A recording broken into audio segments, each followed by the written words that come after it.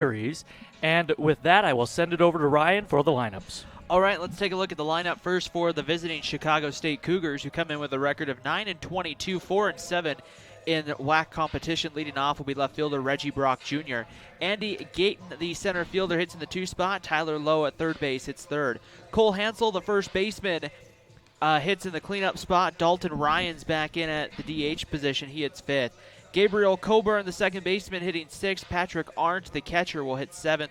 Matt Cox, the right fielder, hitting eighth. And then Tyler Zunkel, the shortstop, will bat ninth for Chicago State. Defensively for Utah Valley, in the outfield, Jake Berry gets the start in left field. Michael Beltran in center. Alexander Marco in right. Mick Madsen at third. Trevor Howell at short. Cody Hall at second. Payson Hayes back at first. Drew Sims behind the plate. And Walker Ramsey, the right-hander, on the mound. Ramsey still looking for win number 1 on the year. He's 0-4, making his 9th start. He's gone 34 innings for Utah Valley this year. Has allowed 37 earned runs, 20 walks, and 20 strikeouts. Opponents hitting .336. You'd like to see more strikeouts and walks tonight, this morning, Jordan, I guess we can say.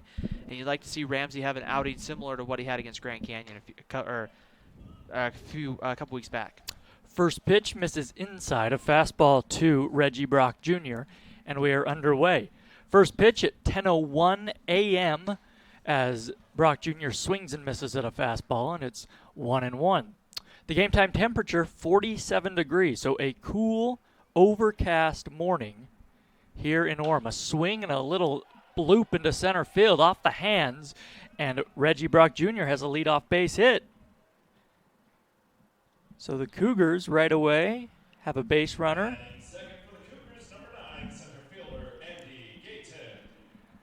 And Andy Gayton will hit.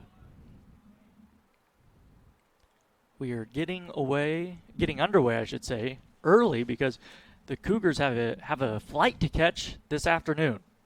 So normally a noon start. We've been moved up to 10 a.m. Grab a cup of coffee and enjoy some Utah Valley baseball as a fastball misses outside, and it is 1-0 to the left-handed hitting Gayton. Ryan, are 10 a.m.? Are you alert? Are you ready to go? You don't want to even know what time I got up. I would say 6:30 Central Time to kind of put it in. I was that excited for the game today, Jordan. A fastball catches the outside corner, and it's 1-1 to Gayton. I was also excited. I wasn't that excited, apparently. 1 ball, 1 strike. It was weird. When I woke up, it was about 5:15, 5:20 Mountain Time, and I woke up and I went, boy, we got baseball in like 5 hours. I'm like, BP should be at 7:30 in the morning, but neither team hit today on the field, and so. Yeah, in fact, neither team even took infield. A man on, nobody out, no score, top of the first. The pitch, a bunt shown and then pulled back by Gayton as he takes a ball up high, a breaking ball from Ramsey, and it's 2-1. Guess the good news is at least we had an afternoon ball game yesterday. It's not like we used to have those 6 p.m. Saturday evening starts where you get out of here at 9:30, 10 o'clock, hopefully, and then you're back up 7:30, 8 a.m., ready to go the next day. There goes the runner. There's a ground ball hit into right field. Reggie Jr. is going to try for 3. The throw to third by Marco is not in time, and that allows the runner at first, Gayton, to take second base. So that's a big mistake from Marco. He just airmailed the cutoff man. And instead of first and third with nobody out, it is second and third. A couple base hits to begin this game. The hit and run, we don't know for sure, obviously, but it looked like the hit and run was on there. And Marco in right field, he needs to hit his cutoff man there. And sometimes, Jordan, you have to just kind of think about it and say, do I have a real good shot at getting him there? Reggie Brock Jr. with such good speed. Alexander Marco had a very, very small chance of getting him. So here's Lowe, who does not need a base hit to put the Cougars ahead. And there's a curveball called for a strike. And even if you're trying to get him at third, you still throw it on a line through your cutoff man. So you have the cutoff man can decide. Because he's listening to the third baseman or the catcher, whoever it is making those calls, whether to let it through, as this one's fouled back. It's quickly 0-2 to Lowe. But that's big because now there's no force out, 2 runners in scoring position. The infield is back for Utah Valley. They will concede the run if Lowe puts it on the ground. Lowe has had a nice series. A couple home runs. The 0-2 pitch, a curveball swung on and lifted high and deep to right, but foul. So it'll be interesting here. No balls and 2 strikes on Tyler Lowe. You have to be careful with the dangerous hitting Lowe. Lowe has hit 2 home runs in the series here, Jordan. This goes back to our point yesterday that we were making here. Utah Valley has had a tendency to play from behind early on in the ball games. This is a big early hitter for Walker Ramsey to try to see if he can get the out and not let that run in. The 0-2 is fouled off again. A fastball on the inner half, 87 miles an hour from Ramsey. Each team has won a game in this series. Chicago State looking to take 2 of 3 from Utah Valley for the 2nd consecutive year. Gayton at second, Brock Jr. at third. Nobody out in the first. Ramsey set the pitch. The 0-2 curveball stays up way high, and it's 1-2. And right now in that cold weather, some moisture in the air on an overcast day, it may be a little tough to get a nice grip, a nice drop, or a nice break on that curveball. Especially, it's always tough at this elevation to get a really good curveball going. The 1-2 pitch. Fastball swung on and hammered off the shin of the pitcher and into center field. Brock Jr. scores. Here comes Gayton. He will score, and it is 2-0 Utah Valley. Or excuse me, 2-0 Chicago State. I beg your pardon. Boy, Walker Ramsey, he looks to be okay, but that was an absolute shot. Smoked on the ground right off his shin, and it caromed past the shortstop. Howell into center field. Eric Matson will bring in the defense to have a meeting on the mound, but the Cougars, thanks to a 2 RBI single, take the lead. And what I don't know is if this is so much of a coach's visit early on. It looks like it is. Our home plate umpire actually walking out. So I think the home plate umpire may have thought Eric Madsen was coming to check on Walker Ramsey after. That's a tough spot to have it come back and hit in that shin bone area. And so, but it looks like this is more of an early coach's visit. And this kind of lets you know, if you're Utah Valley, how important Eric Madsen and the Wolverine coaching staff, Jordan, looks at this ball game, because to come out here 4 batters into the game and say, okay, I need to go talk with my right-hander, this lets you know that this is a game Utah Valley might view, I don't know this for sure, might view as a must-win. Well, I think it is. All conference games are important, but especially against a Chicago State team that Utah Valley feels that they should win this series.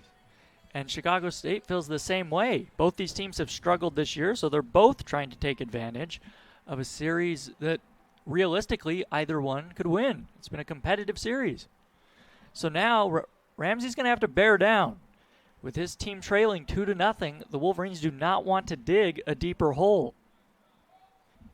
Here is Hansel, a left-handed hitter, wide open stance. Still nobody out in the inning. A man at first base. Ramsey from the stretch. Here it comes. And a slow breaking ball misses inside ball 1. And we've seen Ramsey really rely on the breaking stuff early here, pitching off the breaking balls rather than starting off guys with fastballs. The 1-0 pitch to Hansel. A swing and a foul, high and off to the left. In this series, Hansel is 3 for 7 with 2 runs batted in, hitting .205 on the year overall. Hayes holding on the runner at first. That is Lowe. He's stolen a bag this year. The pitch, a swing and a foul slicing out of play down the left field line. There was the fastball, and Hansel was late on it, and it's 1-2.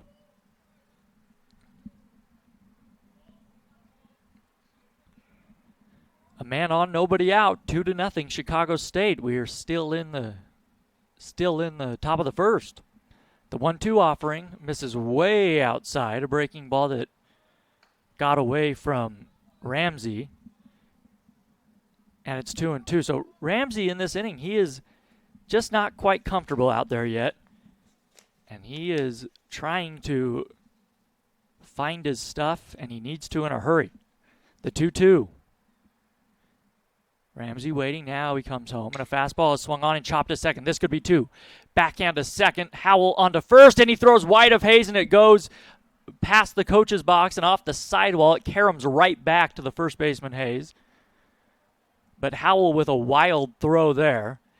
That, we'll see if that's a throwing error. You cannot assume the double play, so it will probably be just a fielder's choice, as the runner did not advance. And it will be, but that was a great job by Hall at second, making the backhand flip. But Howell trying to hurry that throw through it wide of first. So Lowe is retired for the first out, and Hansel takes his spot at first as Coburn takes a strike on the outside corner.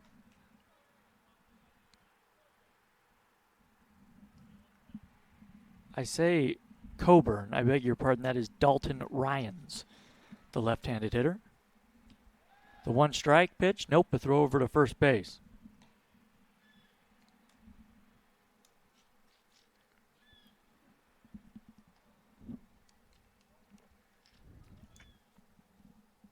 Ryans, the designated hitter. The pitch to him. Curveball stays high, and it is 1 ball, 1 strike. Ryans, the senior, hitting .266 on the season. He leads the Cougars, at least in this lineup, with 17 RBIs.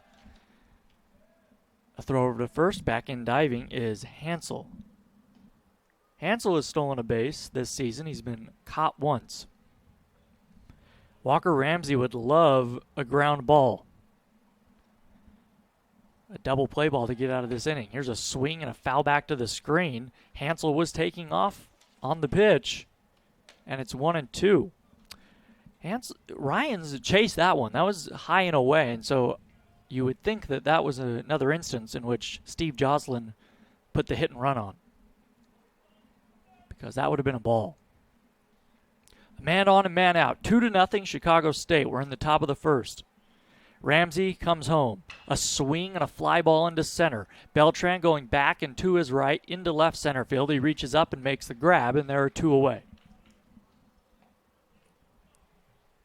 Batting 6th for the Cougars, number 12, second baseman Gabriel. Here is Gabriel Coburn to bat with 2 outs and a man at first. Coburn is 2 for 6 in this series. 3 runs scored. Ramsey has given up 3 singles in this inning, 3 consecutive singles to begin the inning. He has since retired 2 men. Here comes the pitch to Coburn. Curveball, just misses off the outside. It's 1-0. The home plate umpire today is Troy Hodak. Gary DeFabio is at first base, and Javier Cantu is the third base umpire.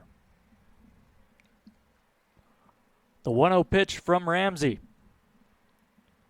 Coburn swings and drills one into left center field. Beltran on his horse. He's not going to get there. It's going to fall in front of him. He cuts it off and throws into second. Heading into third is Hansel. Into second with a double is Coburn. I thought that one was hit more solidly off the bat, no pun intended. But it kind of died out there, but he placed it perfectly in left center field. A well-hit ball, but not crushed. And now Chicago State is really threatening to open things up. They lead 2-0 already. Second and third, though, 2 outs, and here is Arndt. Patrick Arndt's had a couple of big RBI singles in this series. A first pitch curveball is in there for a called strike. It'll be interesting here to see how Walker Ramsey kind of gets back into a groove a little bit. Because I was like you, I thought for sure off the bat, Jordan, that ball that Coburn hit was going to be much deeper in the gap than it was. And we'll see how the morning kind of affects that if the ball starts to carry a little bit here in the next couple of hours in those later innings. But right now, a big opportunity here for Utah Valley to try to get out of the inning. Chicago State capitalizes here. They could open this one up early. Indeed, as Arndt takes a ball in the dirt, it is 1-1. Ramsey with the high set. The fastball swung on and popped up into left center field. That one carrying pretty well, but Beltran is under it. He makes the grab, and the inning is over. However, Chicago State gets 2 runs on 4 hits. They leave 2 stranded. We head to the last of the first inning. It's the Cougars 2, the Wolverines coming up. What is it about the car shopping experience at Murdoch Hyundai that has everyone talking? Maybe it's the safety inspections or the car washes for life. It could be the price match guarantee, or maybe it's just the way you're treated. Come fall in love in Linden, Logan, and Murray at Murdoch Hyundai. Your no regrets dealer.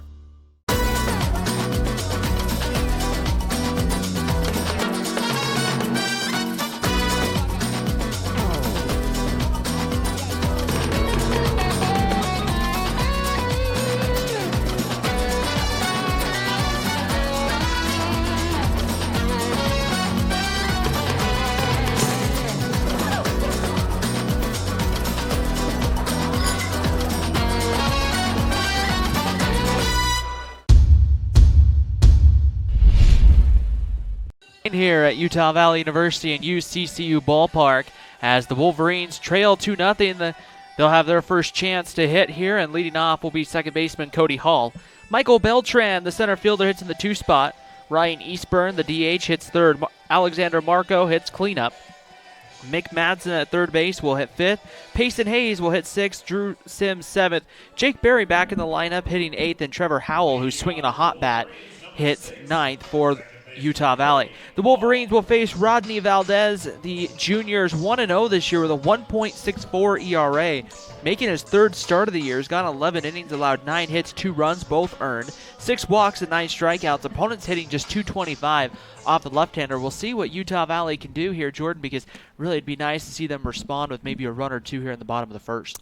Yeah, they could use it. Rodney Valdez, the starter, delivers a first pitch fastball on the inside corner, strike 1. We'll set the defense for you here momentarily. As Valdez from the windup, he kicks and fires. Hall shows bunt, bunts it up the third base line, but foul. So let's go ahead and take a look at the defense. Reggie Brock Jr.'s in left. Andy Gayton's in center field. Over in right field, Matt Cox today. On the infield, Tyler Lowe moves to third base. Tyler Zunkel at short. Gabriel Coburn at second. Over at first base will be Cole Hansel. Catching will be Patrick Arndt. And, of course, Valdez on the mound. Cody Hall standing back in the box. Hall, the right-handed hitter, trying to get something going against lefties. He is just 7 for 36 this season against southpaws. The 0-2 pitch from Valdez. A swing and a high pop-up, shallow left field near the line. Brock Jr. hustling in. It's going to be the shortstop, though. Zunkel going way out there to make the over-the-shoulder grab. A nice play by Tyler Zunkel. Boy, he went a long way to get to that one. Well, and usually that's a ball, Jordan, that you see the shortstop kind of give way to Reggie Brock Jr., but I think Zunkel had a good read on it and realized that Brock Jr. wasn't going to have the speed there to get there, and Zunkel finds a way to make the play. And that says something. If Reggie Brock Jr. doesn't have the speed to get there, that ball was placed down the line, and Brock Jr. was playing more toward left center, not way over, but not close to that foul line as Beltran takes a strike. So Zunkel, boy, he was out. I mean, he was in medium deep left field nearly. The 1-strike pitch to Beltran, he swings and misses at a low breaking ball. He looks foolish there. And it's 0-2. Well, according to Twitter and the NBA insider Adrian Wojnarowski, they always call him Woj on ESPN, so I'm not sure. Here's a fly ball to right. Going back is Cox. He's still going back. Near the track, he makes the grab, and there are 2 away. They are reporting that officially, not Utah Valley yet, but the NBA, Wojnarowski, the insider, reporting on Twitter that the new head coach for the Utah Valley men's basketball team is Mark Matson. So an interesting development there. We'll keep you updated as soon as Utah Valley makes that official, but if the Woj is reporting it, I take that as a pretty good sign that they've made a decision. The pitch to the left-handed hitting Ryan Eastburn misses outside, ball 1. You really look at it, too. Whoever was hired, in that job, thinking about it throughout the week, Jordan. It was kind of one of those things where I kind of went, they're set up in a really nice position with some great transfers coming in that will be eligible next year, a team coming off of 25 wins. It's just really going to be interesting to see what happens with that. Men's basketball at a school like UVU is kind of the big-time sport, so we'll kind of see here what happens. There's a strike to Eastburn, and here's a breaking ball, a changeup right down the middle that Eastburn takes for strike 2. 1 ball, 2 strikes to him. Eastburn versus lefties this year is 5 for 18, so that's not too bad for the lefty versus lefty matchup. The 1-2 pitch from Valdez, a fastball miss. I say a fastball, that was a breaking ball, missing way outside, and it's 2-2. Eastburn, the designated hitter, had his 13-game hitting streak snapped yesterday, but he has reached base safely in 13 straight games now, as he reached yesterday afternoon. 2-2 pitch. Ooh, a fastball just misses off the outside corner. Valdez was backpedaling, almost moonwalking back toward the first base dugout. He thought that was a called strike 3, and I don't blame him. That was right there, a very close pitch, a gutsy take by Eastburn. Full count, though. 2 outs, bases empty, 2-0, Chicago State. Valdez has what he wants. He winds and fires. A fastball is swung on and missed. Strike 3, and Utah Valley goes down in order in the first. Valdez with an impressive first frame. We head to inning number 2, Chicago State 2, Utah Valley nothing on GoUVU.com and the WAC Digital Network. Out on the mound, he will face Cox, Zunkel, and Brock Jr. 8-9-1. Ramsey trying to get into a groove after a tumultuous top of the first. The first pitch to Cox, a curveball, stays high, just above the belt, 1-0. Matt Cox on the year, hitting .169. The pitch to him, a fastball misses inside. We have not seen Cox in this series, his first plate appearance in Orem. The 2-0 pitch from Ramsey, I beg your pardon. Here's a little bloop off the end of the bat in the left, and that's going to fall in front of Barry, and it's a leadoff single for Cox. So right away, Ramsey right back into the stretch. And for Ramsey, that's not a bad pitch. It's low in the zone, and Cox was out in front, but just a Texas leaguer that finds the outfield grass. So Ramsey will have to pitch with a runner on for the second consecutive inning. Here is Tyler Zunkel. He has struggled at the plate in this series. He shows bunt, and it's a very good one up the first base line. Ramsey to grab it. He barehands it off the grass, throws to first, and gets the out. A good bunt, a nice defensive play by Ramsey. But Zunkel gets the job done. He sacrifices Cox to second base, and here is Brock Jr.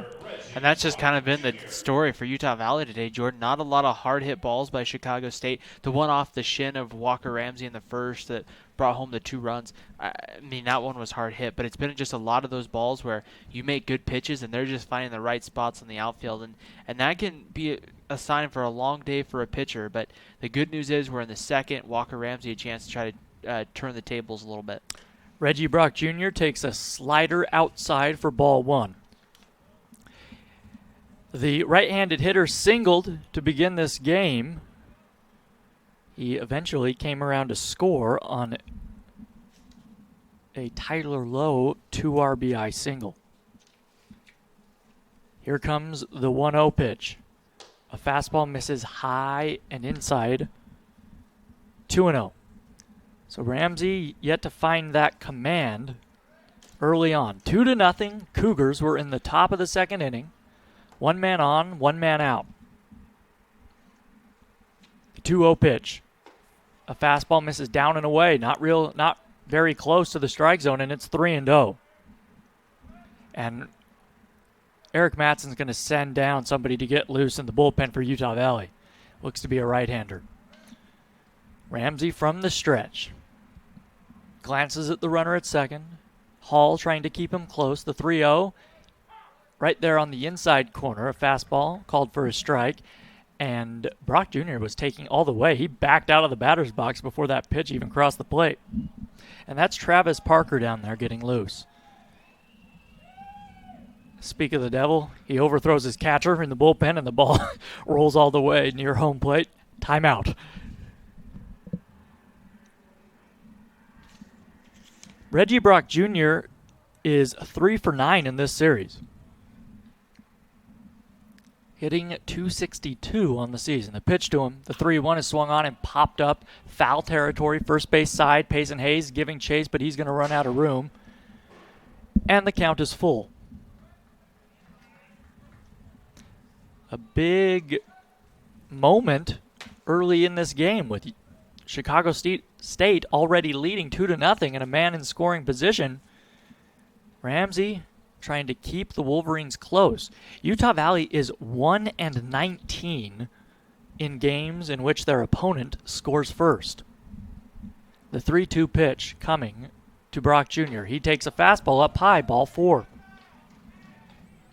And we'll see how long the leash is for Walker Ramsey, because he just does not have it right now. And Utah Valley can ill afford to fall much further behind. And I can't imagine today, especially, you're going to see Utah, you're going to see a extremely long leash. I don't know for sure, but just from the visit in the first inning, I can't imagine there's going to be a lengthy leash today for Walker Ramsey. The pitch to Gayton is popped up in the infield. The infield fly rule is called, so it's an out either way. Matson catches it on the infield grass, and that's a big second out.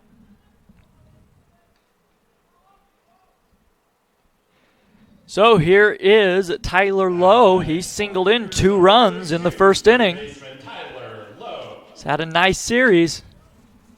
First and second, 2 outs for Chicago State, leading 2-0.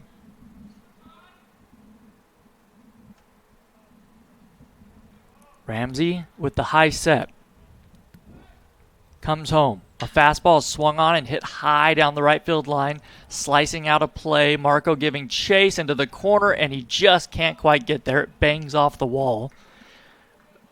A valiant effort by Alexander Marco to chase that one down, but he could not get there in time, and it's just a long strike. Low hitting just .232 this season, but his bat has come alive in this series. 0-1 the count to the right-handed hitter. 3 homers, 13 RBIs. The 1 strike pitch is a fastball that misses way outside, and it's 1-1. I mentioned 2 of those 3 home runs coming in the first 2 games of this 3-game set. It is the rubber match of the series between these 2 teams. Ramsey set. Here comes the 1-1. A fastball is swung on and fouled back to the screen. A good pitch there by Ramsey, in on the hands of Lowe. He couldn't do much with it, and it's 1-2. Have to credit Walker Ramsey. He's made some great pitches. Just unfortunately, a couple of just timely hits, just unfortunate balls that went against him so far here. But an opportunity, Jordan, to get out of this, no damage done, and keep Chicago State off the scoreboard here. Yeah, 1-2 to Lowe. He does not have to pour in a strike here. He's got to be careful. And this one goes to the backstop. Past Sims, the runners will each advance 1 base to second and third.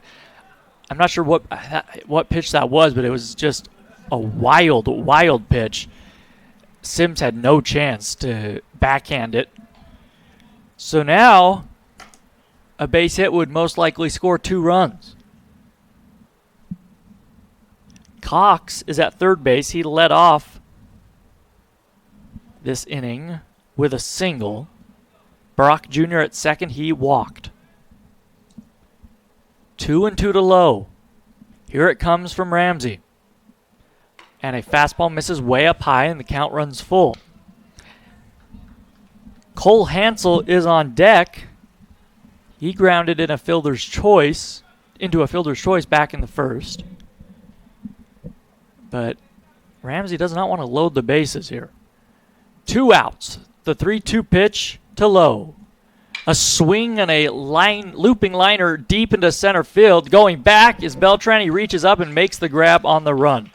I say a looping liner. That was a fly ball, kind of an in-between. I don't even know how you would describe that. Not a high fly ball, a low fly ball that carried pretty well. Either way, it doesn't matter. The inning is over, and we will head to the last of the second. Chicago State 2, Utah Valley nothing on GoUVU.com. Alexander Marco to lead things off for Utah Valley in the last half of the second inning. Chicago State leading the Wolverines 2-0. Well, Walker Ramsey did a very nice job to work through a jam back in the top half of this inning and to keep this game a 2-run ball game. The pitch misses inside to Marco, ball 1. Rodney Valdez looked sharp in the first inning, retiring the Wolverines in order. The left-hander working from the windup. He winds and fires. And a ball misses way up high, a fastball. It's 2-0. Valdez does not have a high-velocity fastball. That one at just 83 miles an hour. Not a big guy, 5 feet 11 inches tall, 160 pounds. Out of Panama City. A swing and a sharply hit ground ball, foul on the third base line. Down the third base line, I should say. 2 balls and 1 strike, the count to Marco. Marco hitting .359 on the year. He leads the team with 6 home runs and 28 runs batted in. Marco is hitting .371 against lefties. There's a soft liner caught above the shoe tops at third base by Lowe, and there's one away. A sinking line drive, but right at Tyler Lowe, and there's one down. So here's Matson with the bases empty and 1 gone.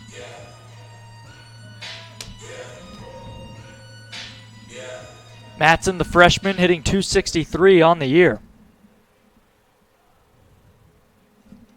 First pitch misses down and in. Fastball, and it's 1-0. Well, the Seagulls are out, Ryan. Flying overhead on a cool, overcast morning. The 1-0 pitch is swung on and hit down the right field line, slicing just foul by maybe a couple feet. And the count's even at 1-1. The Seagull, the state bird of Utah. Hey, you tune in to Utah Valley baseball. Those kind of factoids are just going to keep coming, baby. The lefty Valdez working quickly. The 1-1 to Matson. A swing and a ground ball up the middle, base hit. And the Wolverines have their first hit of the afternoon. Matson is aboard for Payson Hayes. I mean, we got breaking news, we got education, we got we got it all. We've done just about everything that we could possibly do in a broadcast. And we're in the second inning. Should we just take the next 7 innings off? I'm kidding. And I guess it'd only be like 6 innings. We'll see. Hayes hitting from the right side. Utah Valley trailing 2-0. We're in the last of the second inning. 1 man on, 1 man out. Valdez into his stretch for the first time. There's a looping liner down the left field line, in there for a base hit. Matson digging around second, heading for third. Here comes a throw. It's cut off into second. Hayes slides in safely ahead of the throw. Payson Hayes digging around first. Not a fast runner, but he hustles and puts himself in scoring position with 1 out. That's a nice job by Payson Hayes. Good base running all the way around, and the Wolverines are in business. And that's the kind of offensive spark you're just kind of waiting to see. Utah Valley has struggled at times against left-handed pitching, and so for the Wolverines here, Jordan, this is one of those situations we've talked about where they need this clutch, timely hit to try to get these 2 runs back. Drew Sims takes a fastball inside for ball 1. Well, you're absolutely right. And Drew Sims does not necessarily need a base hit here to score a run. Just a fly ball to the outfield would do it. The infield is playing back. So a ground ball would do it as well. Fastball misses high and away. Ball 2. Well, Valdez may be being extra careful with Sims. Jake Berry's on deck, and he is just hitting 140 on the year, whereas Sims is at 254 with 17 RBIs. The corners are playing somewhat shallow. The middle infield back, though. 2-0 to Sims. He takes a fastball on the outside corner for a called strike. Matson singled to begin this inning. Hayes followed with a double.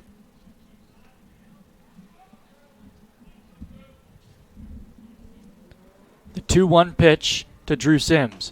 And a breaking ball is way outside, not close, and it's 3-0. I say 3-0. 3 balls and 1 strike, I beg your pardon. Valdez working from the windup with runners at second and third. The pitch, a swing and a foul back. A fastball on the inner half, 82 miles an hour. And the count is full. Sims is 2 for 9 in this series with 2 runs scored and 3 men batted home. He has a chance to plate 2 here. The 3-2 pitch. Here it comes from Valdez. A swing and a pop-up, foul territory, first base side, twisting out of play and reaching over the sidewall. It's Hansel making a terrific grab. Wow. What a play by Cole Hansel, getting over there near that cement retaining wall that's about waist high, reaching over with the glove hand and picking one, basket style. And Sims is retired for the second out. That's a very nice job by Hansel, and Sims, frustrated, heads back to the dugout. So 2 outs. And here is Jake Berry. So the Wolverines now need a base hit or a defensive mistake, and it hit him. A fastball came in. And now the bases are loaded for Trevor Howell, who is white hot at the plate. Howell in this series is 7 for 8, a double, a triple, a home run, and 4 RBIs. So that's a big mistake by Valdez, obviously. Bases loaded, 2 outs, 2-0 Cougars. The pitch to Howell is way outside, and it gets by Arndt. Here comes the runner from third. Matson slides in safely. Heading to third is Hayes. Heading to second is Berry. It is 2-1 Cougars. And Chicago State gifts a run.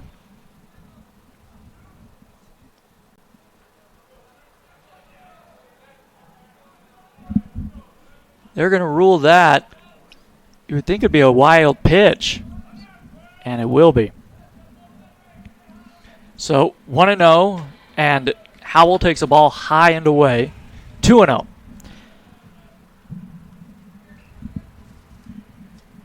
A base hit would tie the game and most likely put the Wolverines ahead. 2-1. Chicago State leading. We're in the last of the second inning. 2 outs. From the windup, Valdez throws. And a fastball misses way high, and it's 3-0, and Valdez now has lost the command. He's going to have to bear down here.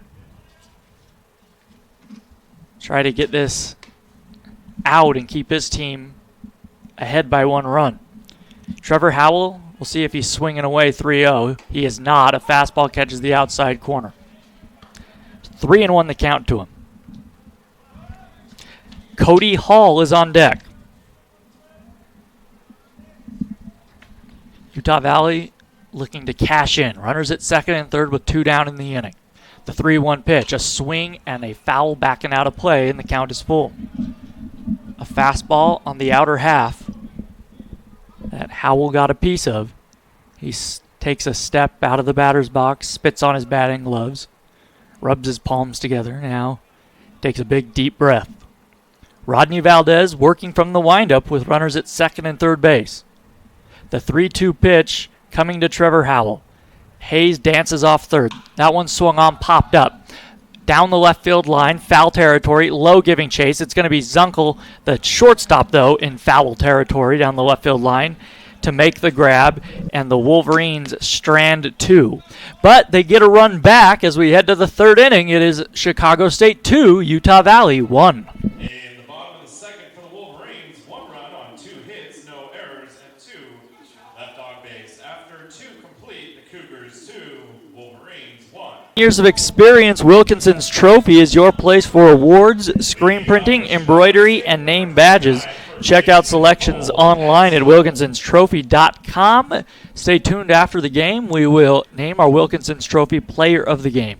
Third inning, 2-1 Cougars, and here with the play-by-play is Ryan Pickens. Thank you. Jordan Cole Hansel steps in and takes ball 1 high and away, and it's 1 ball and no strikes on Cole Hansel. Hansel, Ryans, and Coburn, 2 lefties, and then the right-handed hitting Coburn coming up here. And Hansel swings and hits this one to left, over towards the line. Marco running over. He'll make the catch about a step shy of the warning track, and there's 1 away here in the third. That will bring up the designated hitter, Dalton Ryans. Ryans flew out to center in his first plate appearance. Yesterday, Ryans came in as a defensive replacement to Matt Sullivan, who is out of the lineup today for Chicago State. Sullivan came out early on in the ballgame, I believe in the bottom of the second. There he swings and hits his first pitch out into right center field, and that ball is going to one-hop and roll to the wall. Ryans around first. He'll go into second with a 1-out stand-up double. And Chicago State with a runner in scoring position, and Travis Parker will now start to throw, I think, again down in that Utah Valley bullpen as Gabriel Coburn will come to the plate. That is the second double of the ballgame for the Cougars. And now Gabriel Coburn stands in from the right side.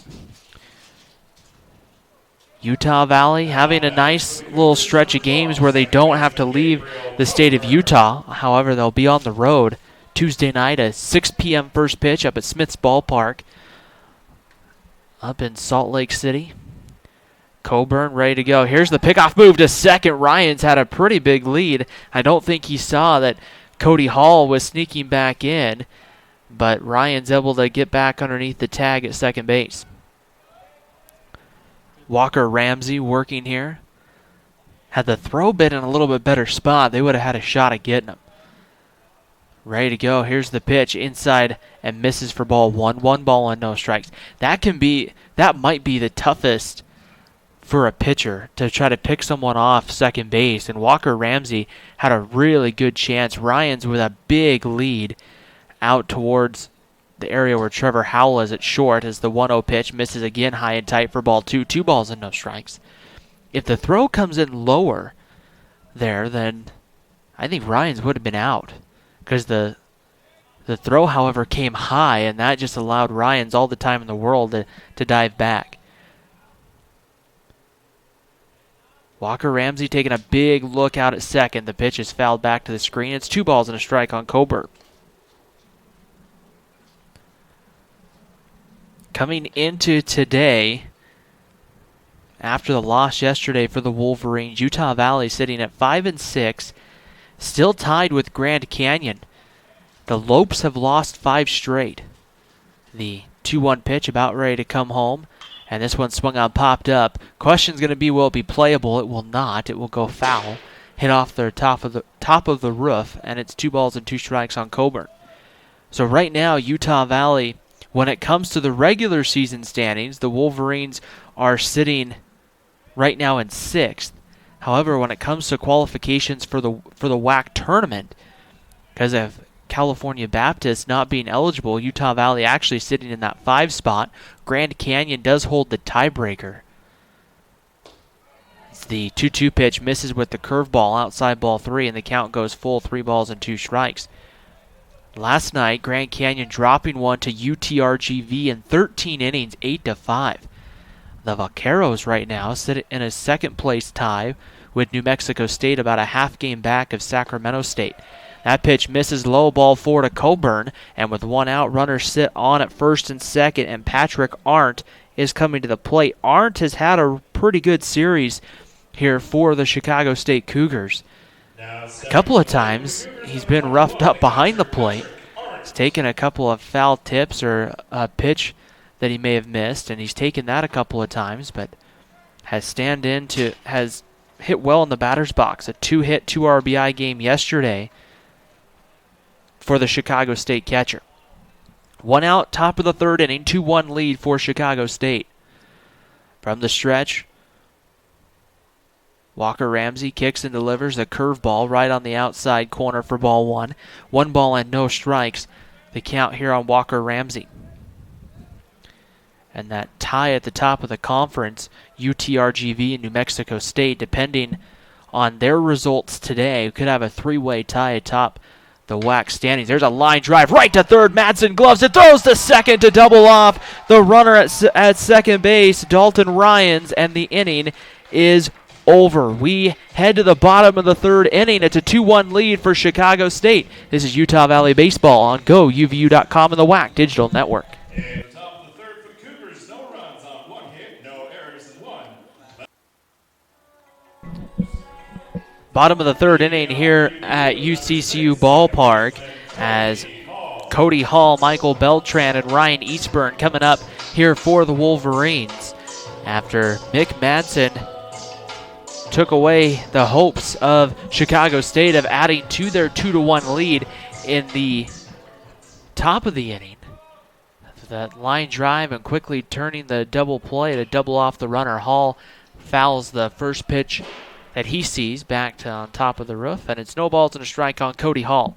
Hall popped out to short back in his first plate appearance, and he will stand in here for the Wolverines. No balls and a strike to count on Cody Hall. The pitch comes inside and tight, but misses Hall and evens the count up at 1 ball and 1 strike.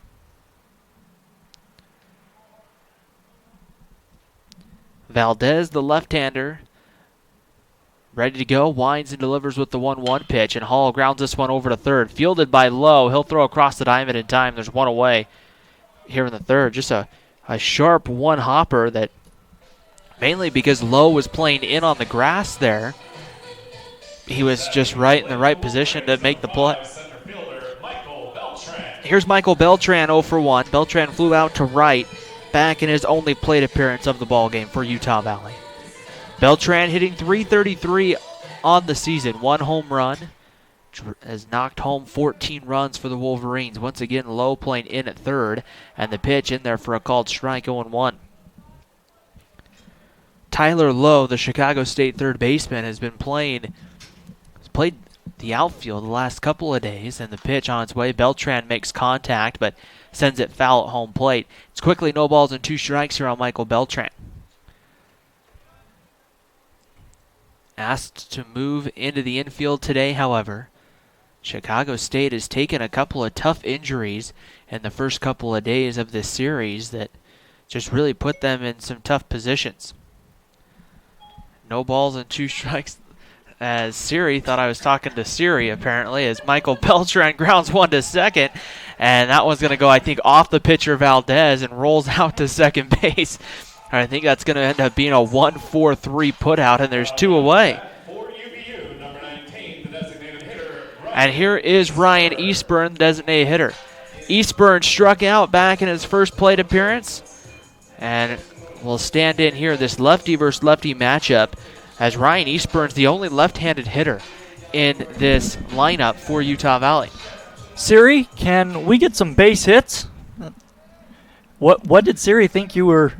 It started just translating what I was saying. It was trying to look up the play-by-play call, and I mean that's an original, I would think. 1 ball and no strikes to count as Eastburn takes a curveball away, and that fastball goes high for ball 2. 2 balls and no strikes. I've had that do it to me at work when I'm in the office. I'll say something, and it will pick up when I say "Hey," to one of my coworkers. Somehow, apparently, it will pick up. It will think I'm saying Siri and starts talking about our conversation. I'm like, what in the heck? Ground ball hit over to first base, a soft roller over to Hansel, who will touch first, and the inning comes to an end. Utah Valley goes down in order in the top of the third, 3 up, 3 down. We head to the fourth, 2-1 Chicago State on top of Utah Valley. In the bottom of the third for the Wolverines, no runs, no hits, no errors, none. Left on base after 3 complete. Cougars 2, Wolverines 1. Chicago State number 20. Top of the fourth inning, 8-9-1 coming up for Chicago State. Matt Cox, Tyler Zunkel, and Reggie Brock Jr. Will be the third time through the lineup coming up here for the Chicago State Cougars. And the pitch on its way to Matt Cox. He swings through it, no balls and a strike here on Cox. Cox singled in the second inning and then was stranded on the base paths as Walker Ramsey goes back to work here. The 0-1 pitch on its way home. There's a ground ball over to Trevor Howell. He comes up with it. He'll throw across the diamond, pulls Payson Hayes, but Hayes able to keep the back foot on the bag, and there's one gone. Walker Ramsey didn't even really have a tough first inning. Chicago State just had some well-placed and well-timed hits that plated the two Cougar runs back in the first inning, but for the most part, Walker Ramsey has pitched pretty well this morning, I should say. The pitch on its way, fastball misses outside for ball one to Tyler Zunkel. Zunkel had a sacrifice bunt back in the second, his only plate appearance of the ball game. The 0-1 pitch on its way, and this one inside off the glove into the backstop for a ball, and it's quickly 2 balls and no strikes on Tyler Zunkel. Chicago State 2, Utah Valley 1. We're here in the top of the fourth inning. The 2-0 pitch to Zunkel stays high above the belt. Ball 3, 3 balls and no strikes. The count here on Tyler Zunkel. Travis Parker, the right-hander, continuing to throw down in the bullpen. That's outside ball 4. That will get to the backstop. Drew Sims will have to go get the baseball. And Zunkel hurries down to first and then kind of gives a little move like he might try to break for second, but he'll be on first with the leadoff walk. That's something that has happened before at some levels of baseball where you get a ball 4 and it gets to the backstop and the catcher won't go get the baseball and the runner will just take off and go around first base. It's considered a live ball at that point. And here's Reggie Brock Jr. He's reached base in both his plate appearances of the ball game. Takes the first pitch high and outside for ball 1. 1 ball and no strikes. Reggie Brock Jr. singled in the first and scored and then walked and was stranded on the bases in the second. Yeah, you mentioned you can take second after that walk. We've seen plays where guys, as Ramsey comes set here. The 1-0 pitch is popped up into shallow right field. Alexander Marco sprinting in, loses the hat, and he'll make the catch in foul territory for the second out of the inning. We've seen, especially back, you don't see it so much today, but in the early days of baseball with Ty Cobb and Sam Crawford, those Hall of Fame Detroit Tigers, they would run that play or use that all the time. Take ball 4, they'd sprint down to first, and then just round first and head for second and make that catcher make a decision if they weren't real vigilant behind the plate. Andy Gayton stands in from the center fielder, takes the first pitch high. Sims with a snap throw to first, but diving back in a hurry was Tyler Zunkel, and he's safe. In high school, I worked for an American Legion baseball team during the summer, and they had it was a very big distance between home plate and the backstop. And so you would see that at times where if the catcher would forget about ball 4 and the guy would start taking to first base and he would just kind of slowly go get the baseball. That one blocked by Drew Sims in the dirt for ball 2. You would just see the guy just round the base or on like a swinging strike if it caroms weird. I know T-Mobile Ballpark up in Seattle, where the Seattle Mariners play, they took out kind of the wall behind there and put brick. And it looks really nice. However, one of the things they're anticipating is that eventually the ball's going to, on a wild pitch, is going to hit that and then bounce all crazy which ways. The 2-0 pitch, high ball 3 to Gayton, and I think it's 3 balls and no strikes here on Gayton. Yeah, it's 3-0. The umpire just went like this. Just went. You can't see what I did, but he just went 3-0, put 3 fingers up on his left hand. The 3-0 pitch right there for a called strike. 3 balls and a strike. Jordan can see what I did. I saw it. He put 3 fingers up and then held a fist up with his right hand. There we go. Jordan helping out there. 3 balls and a strike on Andy Gayton. From the stretch, Walker Ramsey ready to go. as he peers in, and the 3-1 pitch on its way, swung on, popped up. This one's going to be on the infield. Trevor Howell, the shortstop, will make the catch on the back of the infield dirt, and the inning comes to an end. Chicago State gets a man on, but they strand him. We head to the bottom of the fourth. 2-1 lead for Chicago State on top of Utah Valley. In the top of the fourth for the Cougars, no runs, no hits, no errors, and 1. Bottom of the fourth inning here in Orem, Utah, as Alexander Marco, Mick Madsen, and Payson Hayes look to come up. It was this part of the lineup that came up in the second inning when Utah Valley was able to push across their first run of the ball game. And we'll see maybe if the part of the lineup can get something going here in the bottom of the fourth. Rodney Valdez has been pitching well on the first pitch, inside, off the glove to the backstop for ball one to Alexander Marco. Marco hitting .357 on the year, 6 home runs, has knocked in 28 RBIs for Utah Valley. Has really helped fill the void in that outfield spot with that bat. The 1-0 pitch on its way, misses outside for a ball, 2 balls and no strikes. They count to Marco. You don't want to compare really guys necessarily from year to year, but it's one thing Utah Valley last season lost was a lot of home runs and runs batted in from Jackson Overland. And Alexander Marco has kind of helped fill that void. The 2-0 pitch on its way. He swings and lifts this one. Out into shallow center field, the second baseman Coburn going out. He'll get under it and he'll make the catch for the first out of the fourth inning. And here's Mick Madsen. Madsen 1 for 1. A single back in the second inning. Came around to score a run. He scored on a wild pitch. And Madsen now has moved his batting average up over 270 on the season. So Madsen sitting in a really good position right here, and I think has put some pressure on head coach Eric Madsen to keep him in the lineup. He swings at the first pitch, sends it into right center field. Pretty deep, but having a beat on it and making the catch is Gayton in right center field, and there's 2 away here in the fourth, and that will bring up Payson Hayes. Hayes had a double down the left field line, not a hard hit double, just a double that was hit, just a light double down the line that was just found enough grass and rolled. Payson Hayes quickly out of the box, just sprinting hard for second base.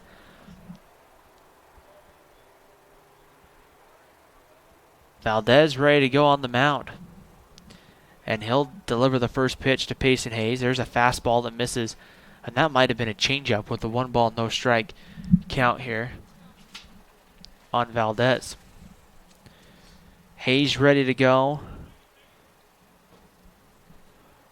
Right here in the box. Here's the 1-0 pitch on its way. There's a fastball just below the belt, but must have missed maybe a little in for a ball. 2 balls and no strikes.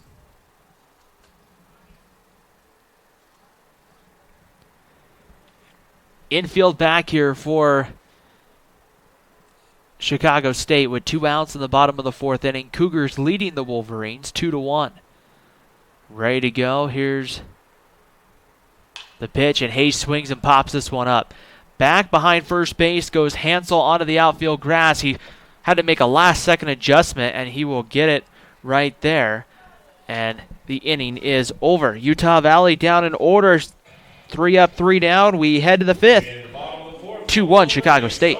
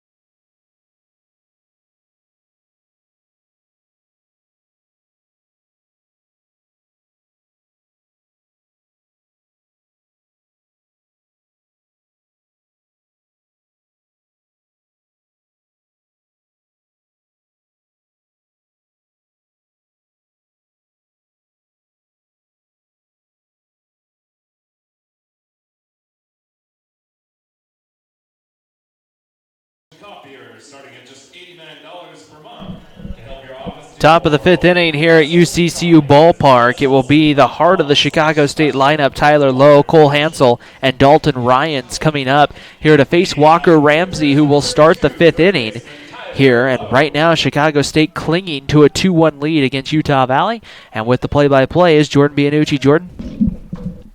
Thank you, Ryan. As Ramsey winds and fires, curveball is swung on and popped up. In shallow right field, coming in is Marco, near the foul line as he makes the grab, near the foul line. He's about 25 feet away from it. And there's one down.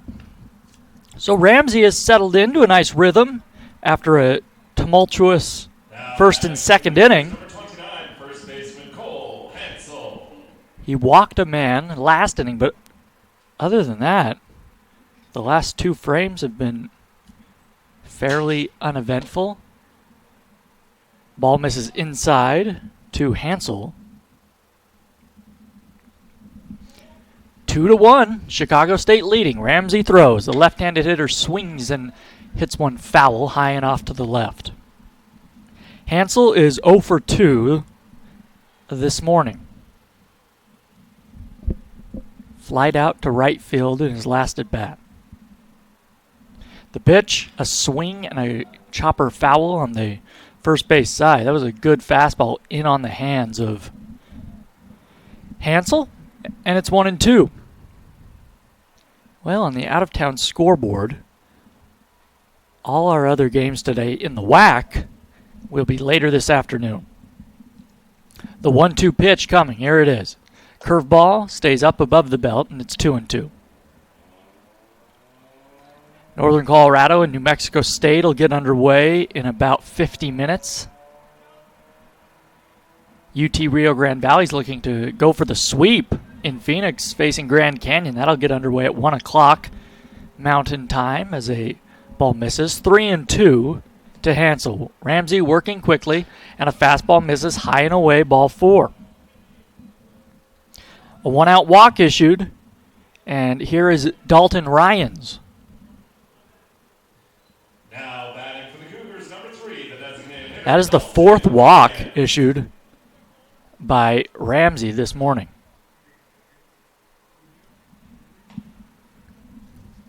Ryan's a left-handed hitter. He doubled in his last at-bat. He is 1 for 2. Ramsey back into his stretch. The pitch, and a ball misses outside. 1-0. A breaking ball that missed. And now Trevor Howell's going to come in and have a word with the right-hander. 4 mound visits still remaining for the Wolverines.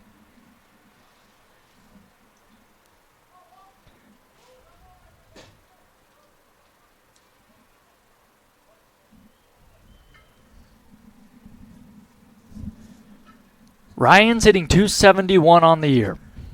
The pitch to him. A fastball is grounded to short. Howell to his right has it. Hall back to first. 2, a double play. A nice job by Trevor Howell ranging to his right. A sidearm throw to second. They turn it, and the inning is over. We head to the last of the 5th inning. Chicago State leading Utah Valley 2-1.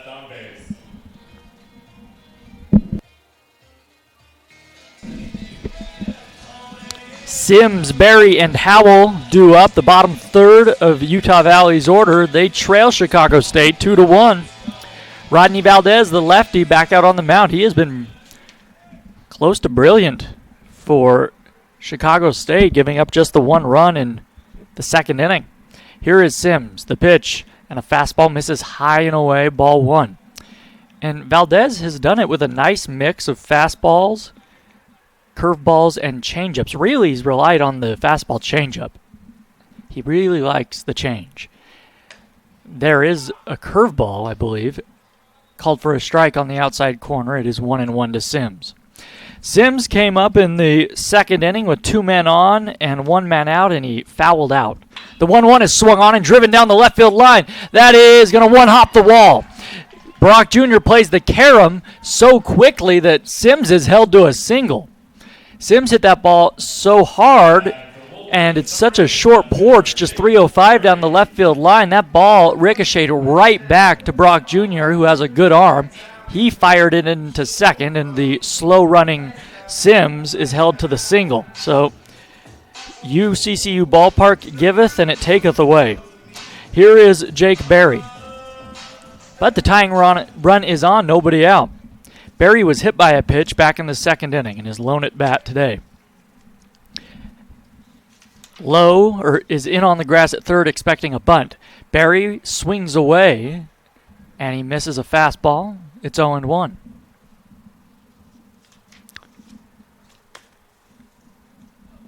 Hansel holding on, Sims at first.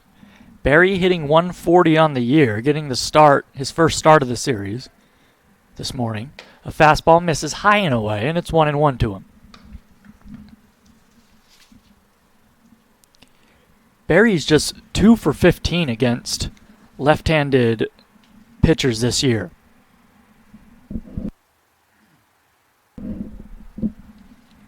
Sims with a short lead. The lefty set. Here comes the 1-1 from Valdez. And a breaking ball. The changeup misses outside, and it's 2-1 to Berry. Trevor Howell is on deck. 2-1 the score. Chicago State leading Utah Valley. Game 3 of this series. Utah Valley won Game 1. Chicago State took Game 2. A throw over to first. Sims back in standing. A very important game for both of these teams, vying for not just a WAC championship, but just a spot in the tournament down in Mesa. The top 6 teams go.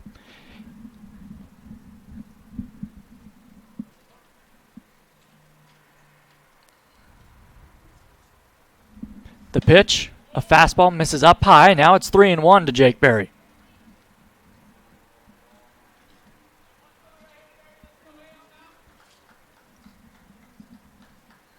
The tying run at first, nobody out. 3 balls and 1 strike the count. Valdez set at the belt. Here it comes, and a fastball is called for a strike on the inside corner. And it's 3-2. That was right on the black. A good-looking pitch from Valdez. He did not give Berry something to take a whack at. Sacramento State, they're in first place in the WAC, just a half game in front of UT Rio Grande Valley and New Mexico State. The payoff pitch is a fastball that misses outside. And there are runners on first and second to begin this 5th inning. Now stepping to the plate for the Wolverines. So here is Trevor Howell. Howell has been red hot as of late. He came up back in the second inning with 2 men on and 2 men out, looking to put the Wolverines ahead or at least tie the game with a base hit, and he fouled out.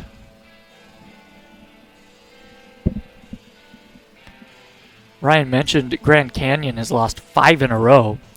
So GCU and Utah Valley right now, they are tied for 5th place in the WAC.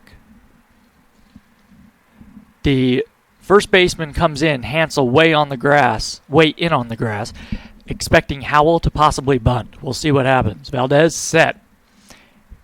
Here it comes.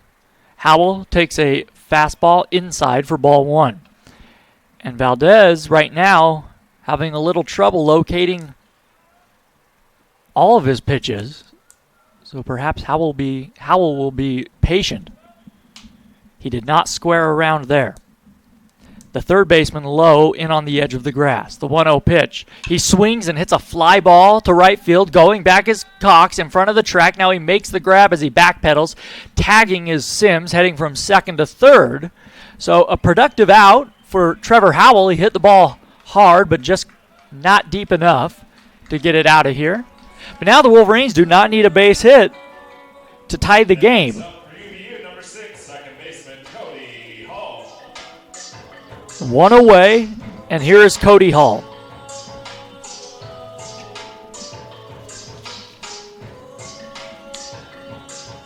Hall is 3 for 12 in this series.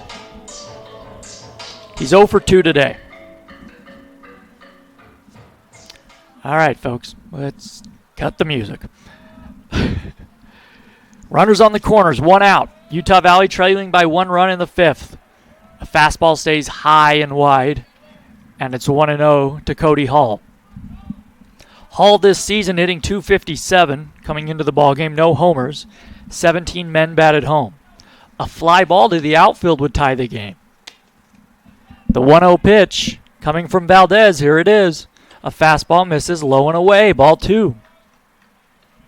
Nobody up in that Chicago State bullpen. Valdez has really cruised for the most part through the first 4 innings. Trying to work around runners on the corners with just 1 out here in the 5th. The 2-0 pitch coming to Hall. Here it is. And a changeup is right there on the outside corner, called for a strike. That is the go-to pitch for Valdez when he is behind in a count. He is really comfortable throwing that changeup for a strike. And that was a good one on the corner. Hall may have been taking all the way. 2-1 pitch coming. Here it is. A throw over to first, rather. Barry is back in at first.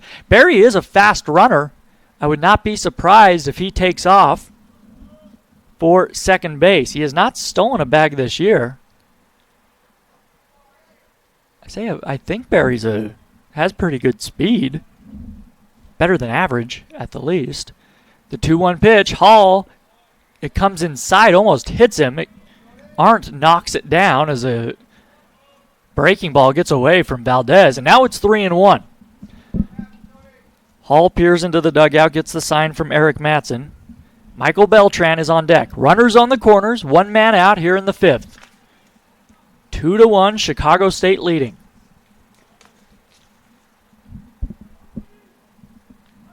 The 3-1 pitch from Valdez. And it comes inside, almost hits Hall, but it's ball 4 and the bases are loaded.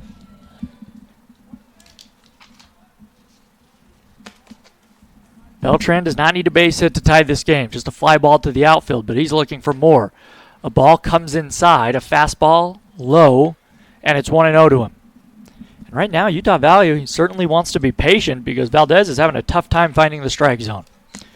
Bases loaded. Hansel playing in on the grass at first base. The infield, the rest of them are back. The 1-0 pitch. Beltran swings and fouls one back to the screen. A fastball middle in. And it's 1-1. That's just the 67th pitch thrown by Rodney Valdez. Sims led this inning off with a single. Barry walked. Howell flied out. Then Hall walked. Bases loaded. The 1-1 pitch to Beltran. A swing and a foul. High and off to the left.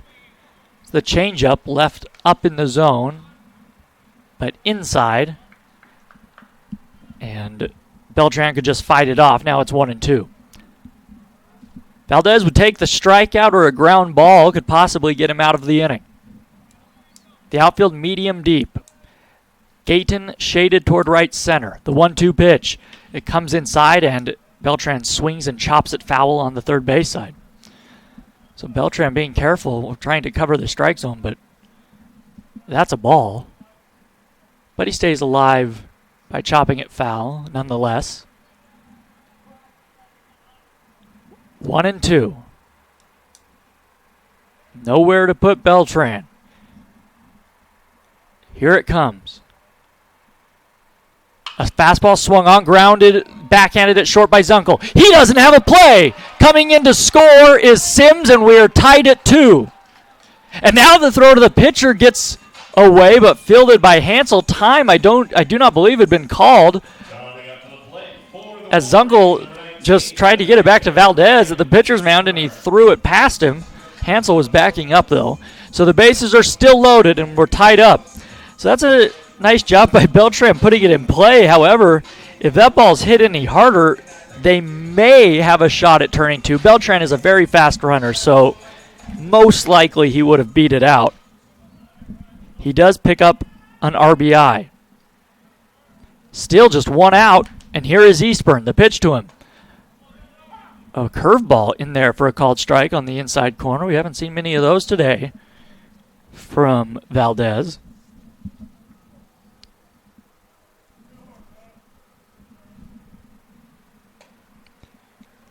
ball misses down low. Another breaking pitch, and it's 1-1. Eastburn is 0 for 2. He struck out in the first inning and bounced out in the third. The left-handed hitter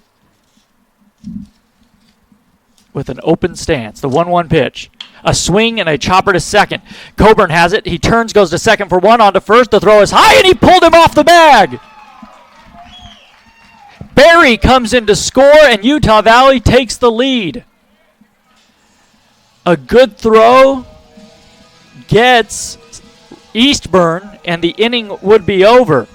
You can't assume the double play, so it'll be a fielder's choice. But the Wolverines catch a break.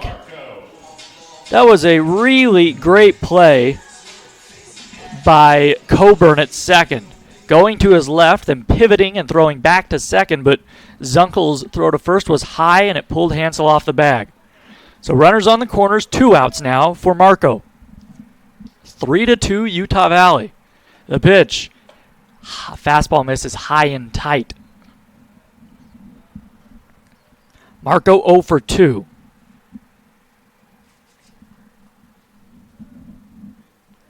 Well, Utah Valley takes advantage of what Chicago State has given them in this inning. There's a swing and a high fly ball deep to left. Brock Jr. now coming over. He makes the grab about 5 or 10 feet in front of the warning track, and the inning is over.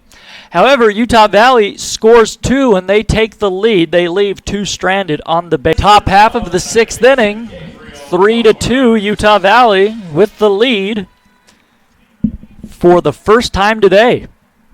Ramsey back out on the mound facing Coburn. The pitch, and a first pitch changeup misses high and away, ball 1. Well, the Wolverines did not hit the ball tremendously hard in the top half of the inning, but they put it in play, and good things happened as a strike is taken on the outside corner, a fastball, and it's 1-1 to Coburn. Arndt is on deck, Cox in the hole. The 1-1 pitch. A swing and a liner down the left field line. That could be extra bases. It's going to one-hop the wall. Barry plays the carom. Digging around first is Coburn. Here comes the throw. It is not in time. And it's a leadoff double for Gabriel Coburn. His second double of the game. And just like that, Chicago State has the tying run in scoring position. You know, Jordan, we talked so much about what Walker Ramsey, the way this game started for him, and you take a look at it, Chicago State has 7 hits. 5 of those 7 hits came in the first 2 innings. That's the first hit since Dalton Ryans had the double back in the 3rd inning. So Walker Ramsey really has settled in pretty nice today as the ball gets away from the Utah Valley bullpen. He has indeed. Now he's got to work around a leadoff double. Back into his stretch he goes. Ramsey checks the runner, now comes home, and that one is swung on and popped up. Down the left field line, Barry sprinting toward the foul line. He makes the grab just in fair territory, about 20 feet in front of the warning track, and there is one away. That just tells you how short a porch 305 really is down that left field line. That ball is just a pop-up, and looking at it, it's medium deep in the outfield. Well, what was surprising was I was watching Trevor Howell was running all the way out there as well, because again, it was similar to the ball Utah Valley was able to sneak in down there. It's just a long, long run for the left fielder to make. Here is Cox. He swings at the first pitch and fouls the fastball off. Cox is 1 for 2. He singled back in the 2nd inning. Chicago State got both their runs in the top of the 1st. Since then, they have threatened, but Ramsey has done a nice job to keep the Cougars at bay. The 1-strike offering. He checks the runner at second, now comes home, and a curveball misses high and away, and it's 1-1. Ramsey, that's one pitch he has just not been able to really command today, and that's the curveball. So give him credit. Without a great curveball today, he's pitched very well after that 2nd inning. Working around base runners. The 1-1 pitch to Cox. A fastball misses up and in at 84 miles an hour, and it's 2 balls and 1 strike. Coburn is at second base. He doubled to lead off this inning. 3-2, Utah Valley. The Cougars have out-hit Utah Valley 7-4. The outfield deep and straight away. The 2-1 pitch is a fastball that's way outside, and it's 3-1.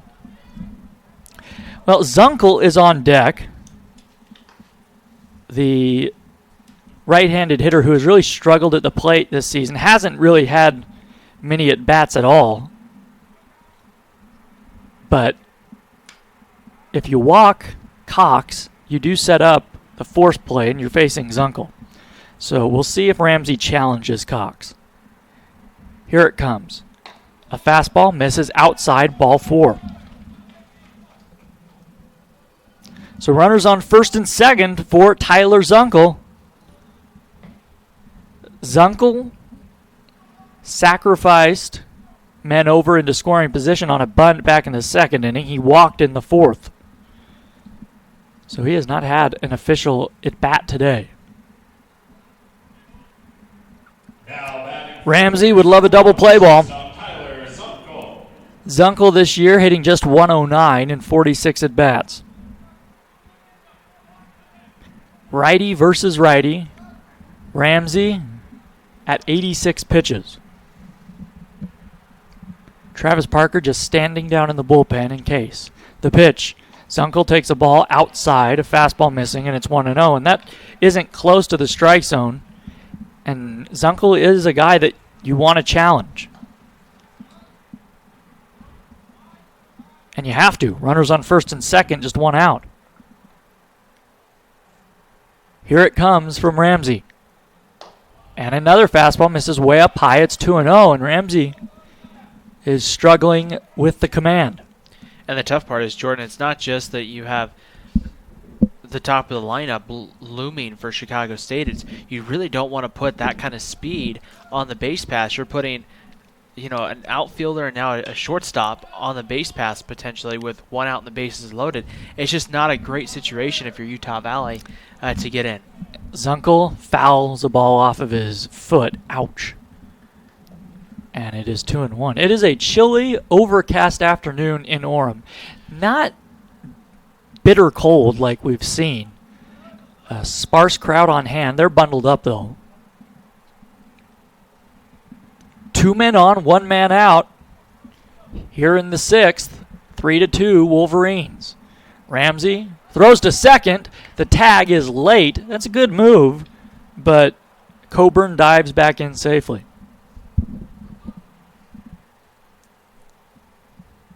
No wind this afternoon. The 2-1 from Ramsey.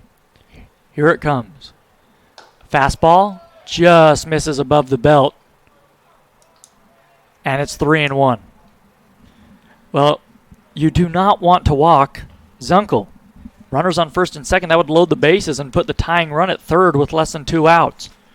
Here it comes. He shows bunt and takes a ball way outside, not even close. And the bases are loaded. And here comes Eric Matson. That may do it for Ramsey. We'll see. So facing Zunkel, who's hitting just 109 on the year, Ramsey walks him to load the bases.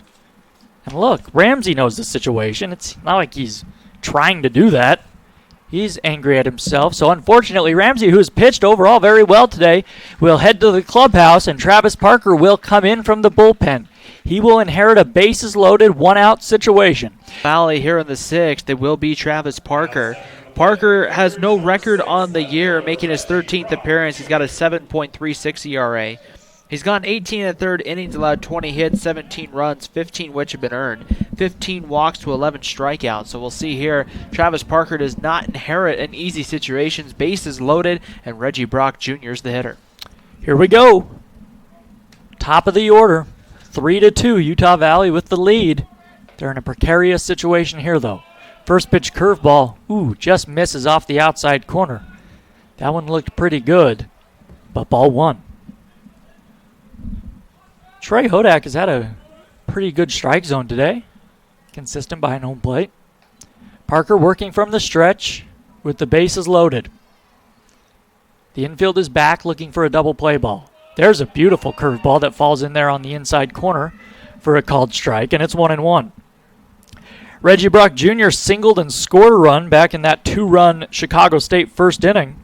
He is walked and also fouled out. The 1-1 pitch. Fastball at 92 miles an hour, misses high and away, and it's 2-1. So it's a much different look from Parker than you get with Walker Ramsey. Parker's a hard thrower, as we saw there. And he has that nice curveball. He's coming off an appearance at Northern Colorado in which he went 4 1/3 and gave up 3 runs. 2-1 to Reggie Brock Jr., looking to tie or give his team the lead. He fouls a fastball back to the screen, and the count is even at 2-2. Reggie Brock Jr. is hitting .357 this year with runners in scoring position.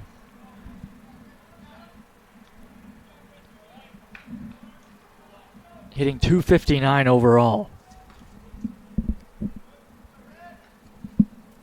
Parker peers in. Now comes set at the chest. He kicks and fires. A curveball is swung on and fouled back to the screen. That was a curveball up in the zone.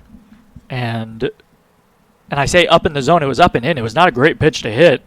Brock Jr. took a mighty cut at it, though, and all he could do was foul it back. Parker does not want to go to a full count here with the bases loaded, so we'll see what he gives Brock to hit. The 2-2.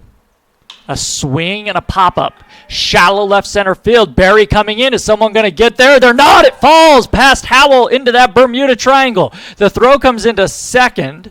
They get the force out there, but 1 run comes in to score. And 2 runs come in to score. Just the one? I was looking at the ball. Yeah, because Coburn scores from third. Cox goes from second to third. So we're tied up. I'm still getting used to this baseball thing, Ryan. Thank you. So Zunkel is forced out.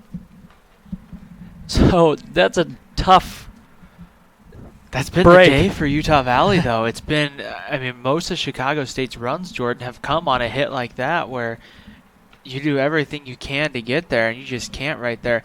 The interesting thing with that's going to end up being ruled a fielder's choice. It is.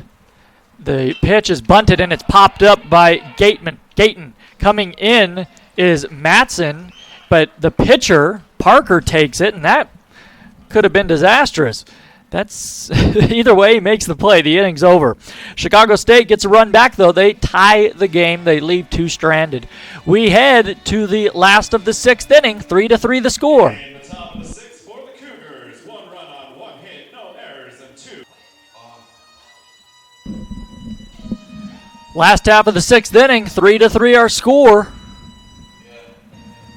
This grudge match. Each team has won 1 game in this series, and they both desperately want this game 3.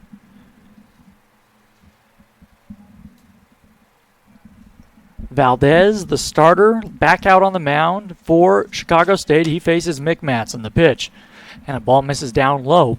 A defensive change for Chicago State. The right fielder, Matt Cox, moves to catcher. To right field, it is John Koss III. So Arndt, I believe, is removed from the game. The 2-0 pitch, a swing and a miss at a changeup, and it's 2-1. 1-1, I beg your pardon. And I'm blaming it on this. Is it 1-1 or 2-1? I got the official stats say 2-0. The scoreboard says 2-1. Now it's 2-2. As Matson takes a strike. I think Chicago State's asking the same thing because the home plate umpire just went over and nodded. So I'm assuming it's 2-2. I haven't seen him signal to change it at all, Jordan. We'll go with 2-2. Matson is 1 for 2 this afternoon. He singled and scored a run in the second. 2-2 pitch from Valdez. A swing and a miss. A ball in the dirt. It gets away from Cox, but he picks it up, throws to first to complete the strikeout. And if you can believe it, that is the first strikeout for Valdez. He pitches to contact, and the defense has been good behind him for the most part. Payson Hayes will come up with the bases empty and 1 out.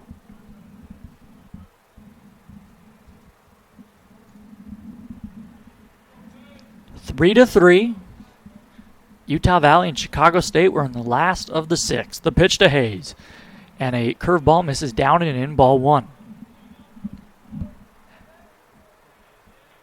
Hayes hitting .231 on the year. He does have 5 home runs, though. He could give the Wolverines the lead with one big swing of the bat here. The 1-0. A ball misses high, fastball, and it's 2-0. It's really interesting how shallow the outfield is playing Hayes. I mean, the right fielder costs, you can somewhat understand that with the right-handed hitting Hayes at the plate, but in center field, Gayton is in, I mean, he's playing shallow center field in a huge center field here at UCCU. Here's a topper foul at home plate, and it's 2-1. What's been surprising, Jordan, to me all year long has been the positioning, especially the left fielders of the opponents that have come to play UVU. We've seen a ton of them play, and maybe I just haven't caught it this year, but there's a ton of them playing a lot further into the gap. There has to be something on the scouting report or somewhere that says Utah Valley likes to hit into the left center field gap or something. Yeah, and Chicago State is bucking that trend. I mean, we've seen balls in this series that have been hit into the gaps, and it's come back to haunt Chicago State because they've been playing shallow. A ball misses just off the outside. A good-looking changeup from Valdez. And it's 3-1. So a good hitter's count for Hayes. Can let out some shaft here. Here it comes. A fastball misses outside. A good at-bat from Payson Hayes. And the go-ahead run is on base for Utah Valley. That Chicago State bullpen will now send somebody down to get warm. That was pitch number 85 this morning for Rodney Valdez. So he heads back into his stretch. Hayes at first. Here is Sims. The pitch to him. Fastball. I say a fastball. The changeup misses high for ball 1. Sims singled to left field in his last at bat. Really, it should have been extra bases in most ballparks. It one hopped the wall and left, but Brock Jr. got to it so quickly and the ball was hit so hard that Sims was held to a single. And a balk is called. So Hayes will move to second with 1 out. And here comes Steve Joslin. He wants an explanation from the third base umpire, Javier Cantu, who was positioned behind second base, or behind the pitcher's mound on the second base side. And Valdez, as soon as that balk was called, threw up his hands as if to say, what did I do? And up here, it is so difficult to tell. We do not have a television replay. Joslin will head back to the dugout. But that is a big mistake from Valdez. That puts the go-ahead run in scoring position. Just 1 out. Now the outfield moves back, medium, deep, and straight away all the way around. The 1-0 pitch to Sims. He swings and pops this one back and out of play. The Wolverines scored 2 in the 5th inning to take the lead. But in the top half of this 6th, Chicago State put 1 on the board to tie it. Utah Valley trying to retake that lead here. The 1-1 pitch to Sims. A swing and a pop-up. Shallow right center field coming in his gate, and now he moves way over to his left, almost into right field. He makes the grab as Hayes stays put at second, and there are 2 outs.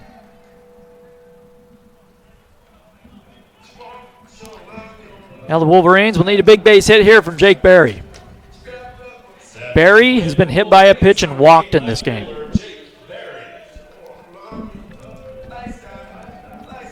Hayes walked with 1 out in this inning. He took second on a balk. Berry has struggled this year, just hitting 140 coming into the game. Lefty versus righty. Here comes the pitch. Fastball right down the middle, strike one. You know what? That was another changeup. I should know that by now. Valdez, when he wants to throw a strike, unlike a lot of pitchers, he goes to the breaking stuff. And he commands that changeup very well. From the stretch, he checks Hayes at second, a slow runner. The one-strike offering. A swing and a miss, but the ball goes to the backstop. Hayes will take third easily as Cox plays the carom. And now the go-ahead run is just 90 feet away. And I'm not sure if that's a wild pitch or a pass ball. That seemed to go right through the legs of Cox. And he just barely came in to play catcher. He's been the right fielder for this entire game. And in this inning, they moved him behind the plate. And they're going to call that a wild pitch. So a balk and a wild pitch put Hayes at third. Utah Valley trying to cash in on the mistakes of the Cougars. The pitch, Barry swings and foul tips it into the glove of Cox, and the inning is over. Boy, Utah Valley wastes an opportunity. We head to the seventh. We are still tied at 3, Chicago State and Utah Valley on GoUVU.com. Experience Wilkinson's Trophy is your place for awards, screen printing, embroidery, and name badges. Check out selections online at wilkinsonstrophy.com. We're tied at 3 as we head to the 7th inning, and it is my pleasure to give you Ryan Pickens. Thank you, Jordan, as Jesse Schmidt gets loose down in the Utah Valley bullpen. Strike one is thrown there with the slider to Tyler Lowe, and snowballs and a strike. Lowe 1 for 3, a single, a line out, and a fly out. On the morning for Chicago State, the 0-1 pitch stays just above the belt for a ball and evens the count up 1 ball, 1 strike.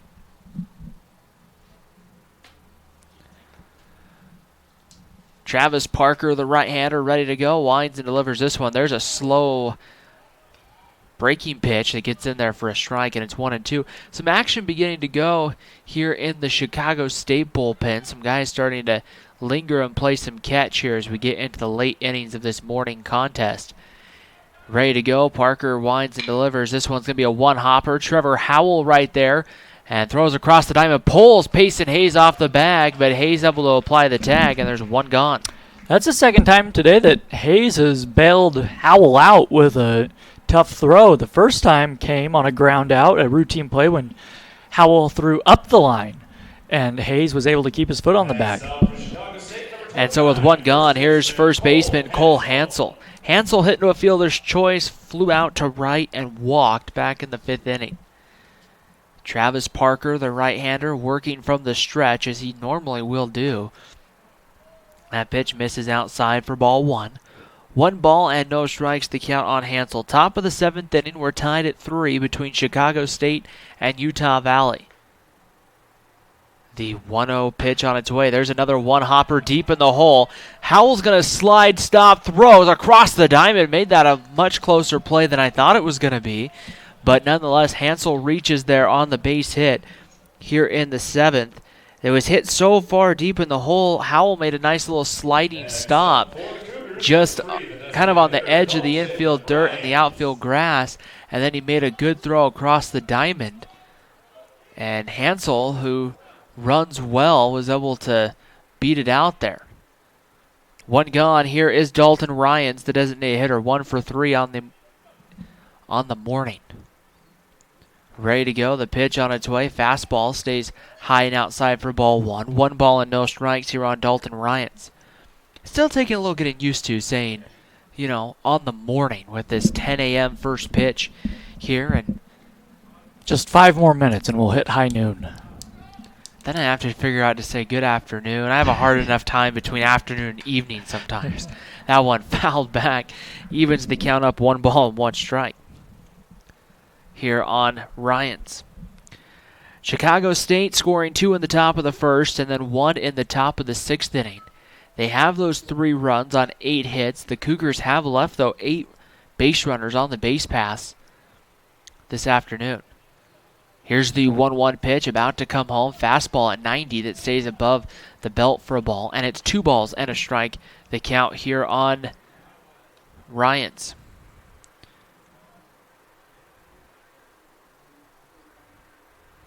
Chicago State, it doesn't get any easier for the Cougars. They go home. They'll get Eastern Illinois on Tuesday. The 2-1 pitch is sent foul back top of the roof here, and it'll be 2 balls and 2 strikes. Then they're at home next weekend for Sacramento State before going to Purdue and then back home for Grand Canyon. So Chicago State will get a nice couple of home games. Their next big trip isn't until they go to Seattle the first week of May. Here's the 2-2 pitch on its way. Breaking ball blocked in the dirt. Heading down to second is going to be Hansel. He broke immediately. Got a great read on the ball in the dirt. And now Chicago State has the leading run in scoring position here with 1 out in the top of the 7th inning.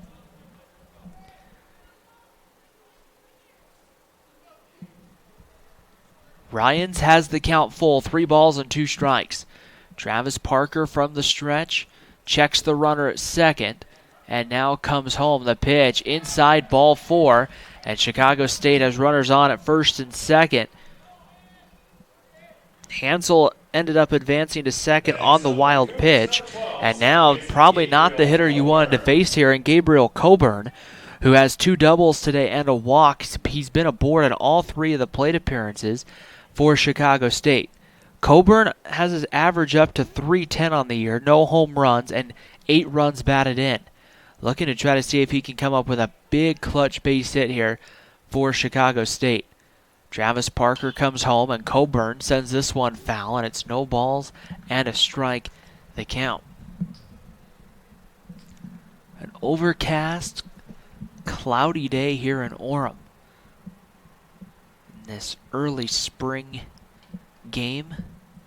We go to Tuesday up to Salt Lake City, and right now, the weather anyway, looking maybe a little dicey.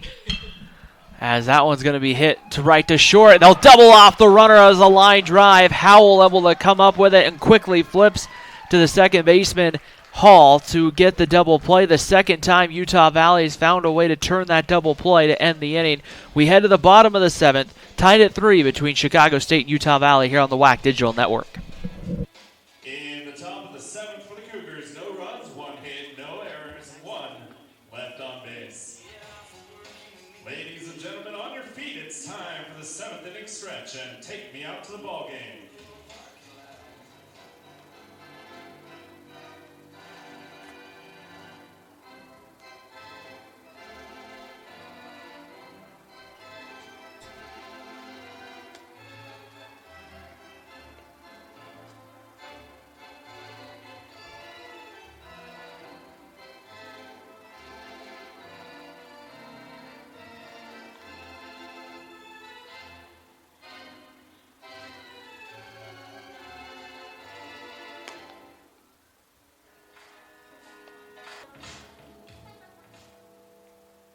Leading off for the Wolverines, number 2, shortstop. Bottom of the 7th inning here at UCCU Ballpark in Orem, Utah. We're tied at 3 between Chicago State and Utah Valley in the rubber match of this 3-game weekend series. The Wolverines winning on Friday night. Chicago State getting the job done in yesterday afternoon's ball game. And right now the left-hander Rodney Valdez ready to go back to work. Valdez winds and delivers the first pitch, a fastball that misses off the plate for ball 1. 1 ball and no strikes to count here on Trevor Howell. Howell, Hall, and Beltran, 9-1 and 2 coming up. The 1-0 pitch to Howell. He swings and rolls this one over to third. Up with it is Lowe, playing in on the grass, and he fires across to first for the first out of the inning. Lowe, I think, has been playing in quite a bit. I think mainly to protect against a potential bunt. But Utah Valley really is not known to be a team that will bunt for a lot of base hits. And so they're Lowe able to make the play. It kind of slowed down his reaction time. And here is Cody Hall, who has a pop out, a ground out.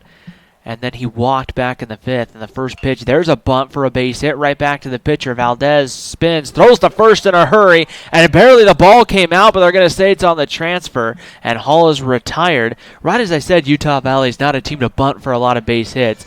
Here comes Cody Hall trying to bunt to get aboard here in the 7th, and there's 2 away. Here's Michael Beltran. Beltran singled back in the 5th. Grounded out and has also flown out. here for the Wolverines. Ready to go here. Valdez winds and delivers his first pitch right in there with the changeup for a called strike, and it's 0-1. Valdez really has done a nice outing. We weren't really sure based off of just the stat line coming in what we would get from Valdez today. The 0-1 pitch, Beltran takes a fastball high for a ball and evens the count up 1-1. However, if you're head coach Steve Jocelyn, you have to be just thrilled with the amount of innings and what Valdez has given you today. Here's the 1-1 pitch to Beltran. That one missing low and outside in the dirt for a ball. And it's 2-1 on Michael Beltran. Especially on a getaway day, you like to have someone who works with a good pace and puts you in a good position to find a way to get the job done. The 2-1 pitch. Beltran rolls this one over. Low once again, plate in on the infield dirt. Throws this one low, and it's picked by Hansel at first. And the Wolverines go down 1-2-3 here in the 7th. We head to the 8th, tied at 3 between Chicago State and UVU. State, number 4, John Koss III. Top of the 8th inning, tied at 3 between Utah Valley and Chicago State. John Koss III will stand in and lead it off for Chicago State. And with the play-by-play, I'll introduce Jordan Bianucci. Thank you, Ryan. Travis Parker back out there. John Koss III grounds a sharply hit ground ball to Howell at shortstop. He throws him out, and there's one away on one pitch. So Cross comes into the ball game. He's had 33 at-bats this year, hitting just 182, and he was retired on the first pitch he sees. Chicago State number 25, catcher Matt Cox. Cross came in as a defensive replacement in the 6th inning. Here is Cox, and now it looks like Parker, something happened where he's having trouble with his right hand, and it may be bleeding. Maybe it's just a blister or a broken nail, but Beeve Levitt comes out and with a towel, and Eric Matson's out there. And now it was his something on his right hand, but he's fine, he says. And he'll head back out there. Interesting to see the umpire go like this afterwards, letting them know that's not a visit. Yeah, Utah Valley has 2 coaches' visits remaining, 4 total.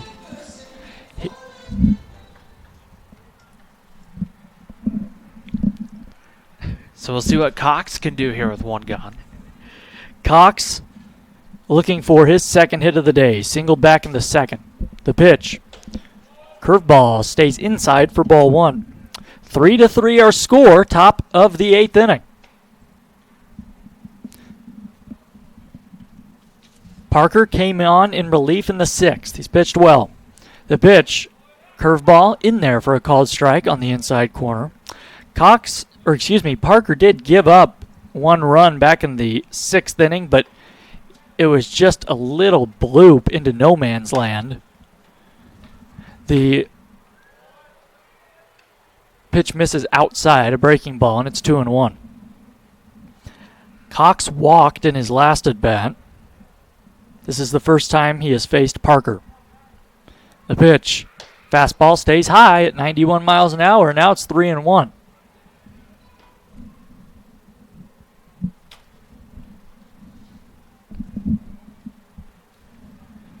So Parker does not want to walk the go-ahead runner. The pitch, a swing and a miss at a 90-mile-an-hour fastball on the black on the outside portion of the plate. And the count is full. Parker got into a little jam last inning, but got a double play ball. The 3-2 pitch, swung on and missed. He struck him out with a high fastball. 2 down. That is the first strikeout for Parker in relief. So here is Tyler Zunkel.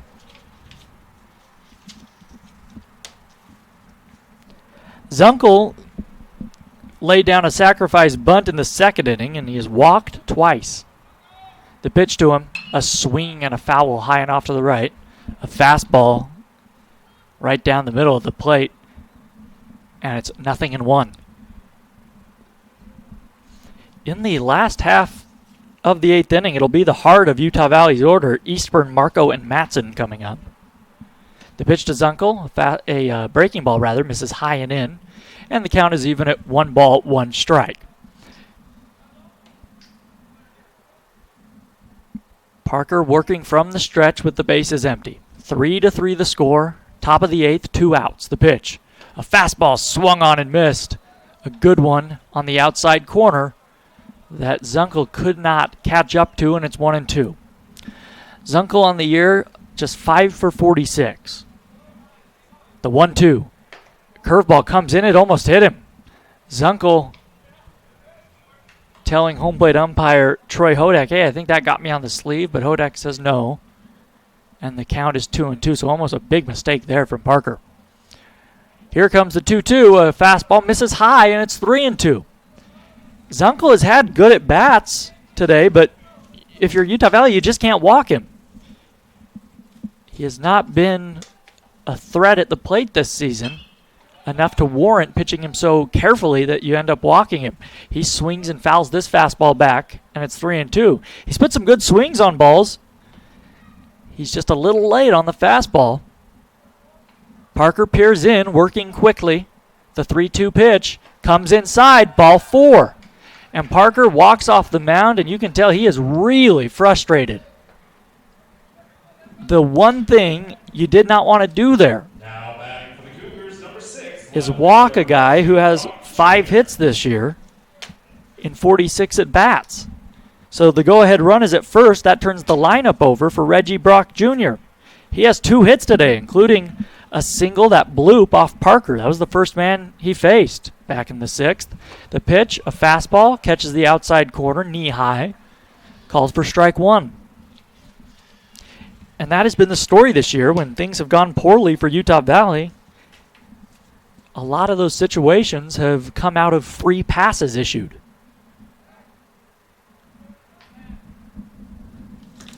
Zunkel does have 2 stolen bases this season. He's been caught once.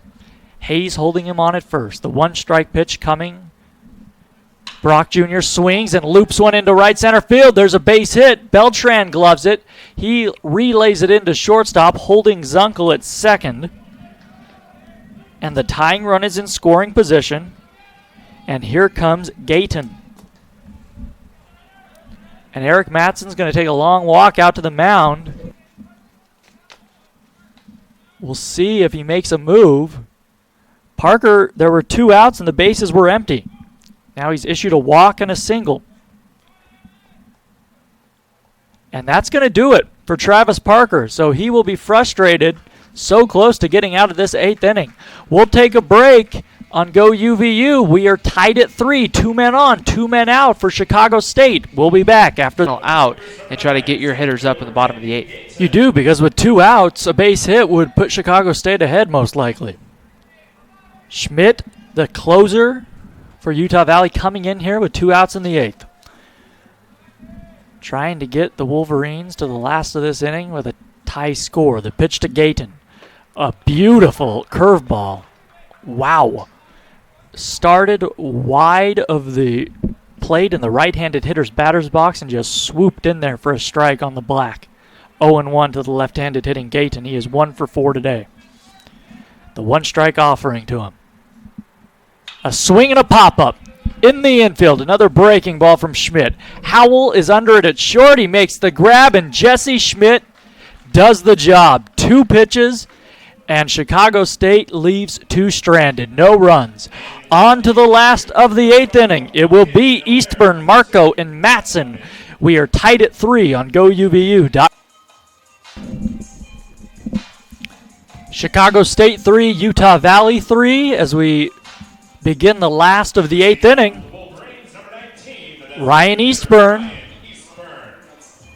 will lead things off. Eastburn is 0 for 3 today, but he came into this series swinging a hot bat.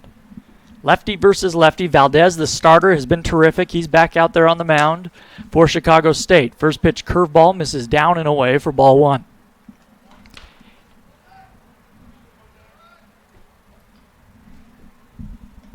Eastburn overall this year hitting .379 in 66 at-bats. No home runs, 9 men batted home. Valdez throws a swing and a ground ball up the middle, ranging behind second base is Zunkel. He throws to first, and he gets Eastburn. Zunkel was shaded up the middle, and that allowed him to take that base hit away from Eastburn. A nice job. A good play by Zunkel, throwing on the move. That ball was headed right up the middle, but Zunkel was shaded up there, ranging to his left, scooped it through as his momentum carried him toward right field. One away. Here is Marco, the pitch to him. Fastball in at the knees for a called strike. Marco is 0 for 3 this afternoon.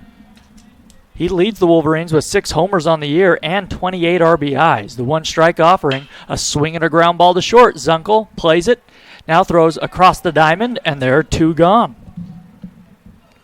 That ball took a little high hop at the last moment, but Zunkel played it nicely. I've been impressed how defensively sound Chicago State's been in this series. You know, between the defense we've seen in the outfield with guys like Reggie Brock Jr. making plays and some nice plays at third, their third baseman's been playing in so much, Jordan, and that cuts down your reaction time there at the hot corner, that you have to be able to really make that quick play and a good accurate throw. It's been interesting to see throughout the series. Matson takes a big swing and misses at a breaking ball. The 0-1 fastball misses down. 1 ball, 1 strike. Yeah, the Cougars have made some costly errors at inopportune times, but they have made some really nice plays, as you mentioned, throughout this series. The 1-1 pitch to Matson, a swing and a miss, and it's 1-2, a changeup down in the zone. 3-3 our score, bases empty, last of the 8th inning. Here comes pitch number 106 from the starter Valdez. A swing and a chopper to short. Zunkel plays the candy hop, throws to first, and Utah Valley goes down very quietly. Featuring free Wi-Fi and bright side breakfast, La Quinta is conveniently located just off of I-15 at University Parkway. Wake up on the bright side with every stay at La Quinta. Chicago State 3, Utah Valley 3. As we begin the 9th inning, Jesse Schmidt, the closer, out there for the Wolverines. He will face the heart of the order, Lowe, Hansel, and Ryans. 3, 4, and 5 for the Cougars. Lowe singled in Chicago State's first 2 runs in the first. He swings at the first pitch and lines it to short. Leaping and making the grab is Trevor Howell. A sensational play at shortstop. A line drive hit over his head. He timed it perfectly, making the big, long extension, jumping up, and there is 1 away. So Howell robs Lowe of a leadoff base hit, and that's a big one. In a tie game, bases empty, 1 gone for Hansel. He takes a breaking ball on the outside corner, called for a strike. Hansel looking for his second hit of the day. He singled back in the 7th inning.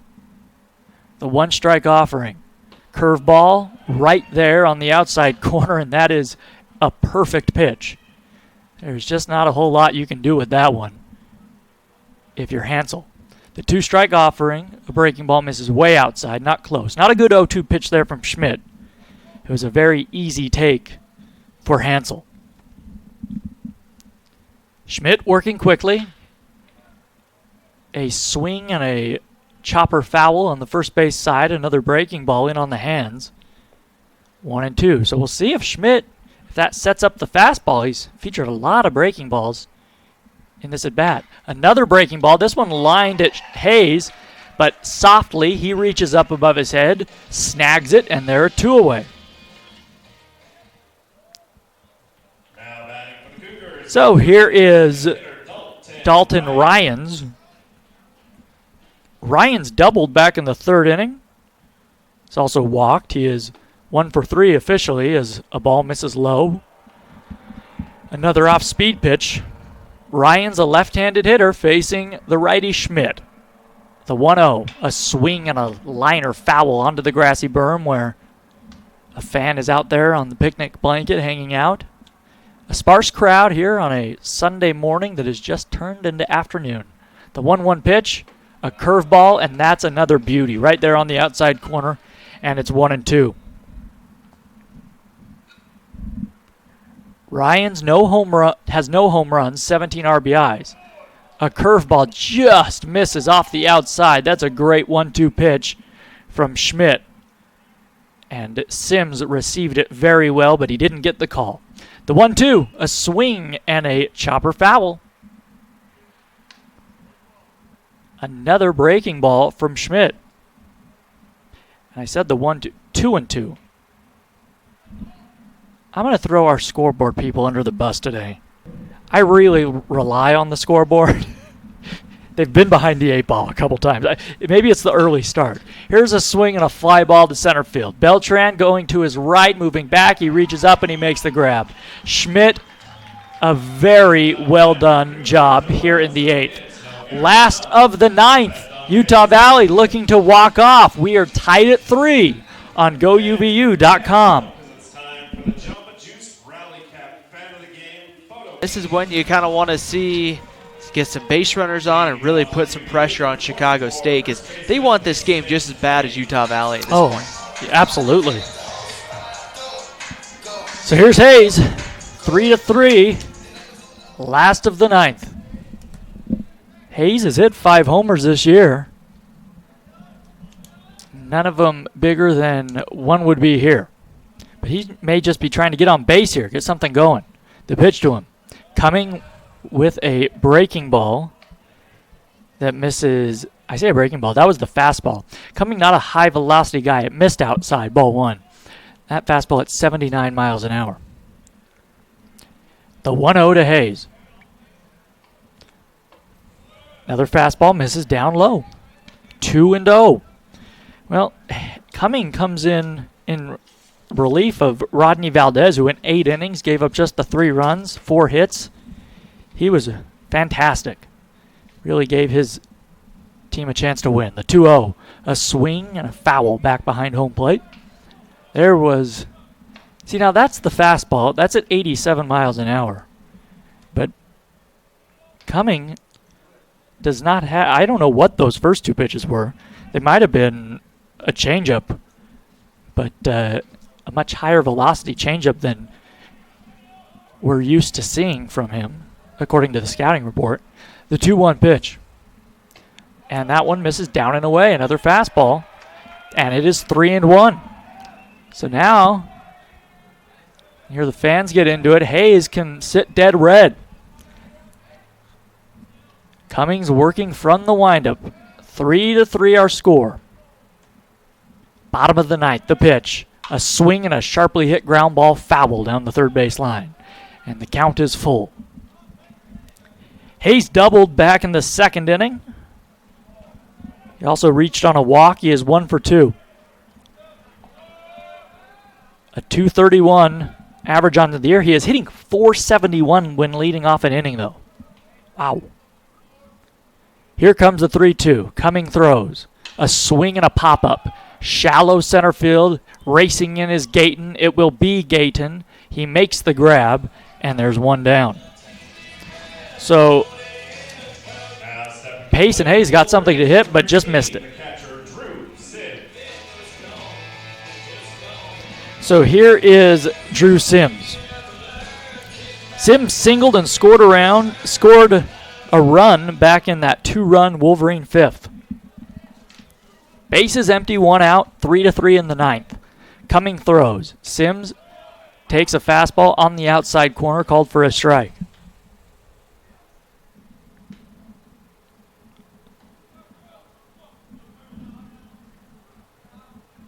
Sims hitting 256. Curveball falls in there, and it's 0-2. Jake Berry is on deck. Wolverines just have really had nothing going here since the 6th inning. The pitch, a big swing and a miss at a breaking ball, and Sims comes up empty, 2 away. Boy, Cumming really fooled him with the curveball there.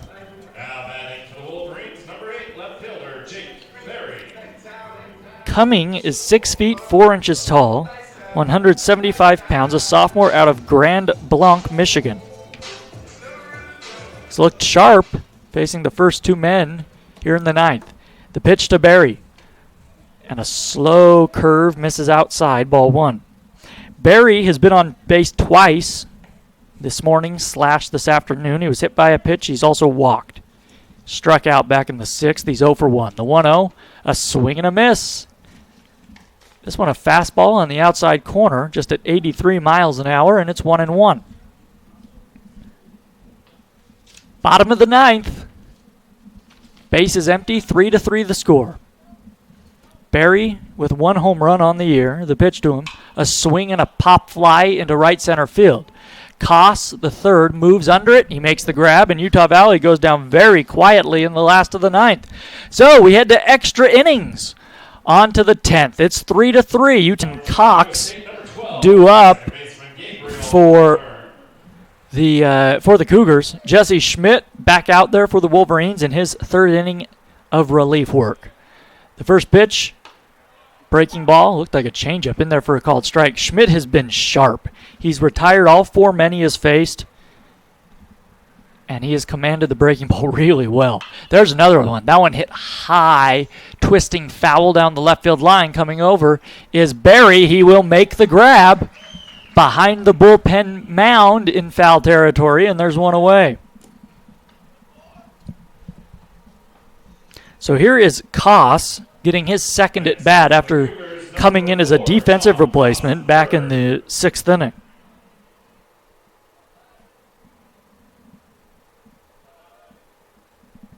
Koss, a right-handed hitter. 34 at-bats on the year, just 6 hits, no home runs. A fastball, breaking ball on the outside corner, strike one. Schmidt working from the windup and quickly. The one strike offering is a fastball that misses outside, and it's 1-1. This game, we're in the 10th inning, and we've been playing for just 2.5 hours. This game has moved very quickly. There's a looping liner into right center field. A base hit for Koss, the third. And the go-ahead run is on in the 10th. The first base hit that Schmidt has given up. And so he will go into his stretch and face Cox with a man on first base. Cox singled back in the second. He's also walked. He is 1 for 3 officially. A right-handed hitter, Schmidt set. Here comes the pitch. And a fastball misses down and away. Boy, that's the first fastball we've seen in 3 or 4 at-bats from Schmidt.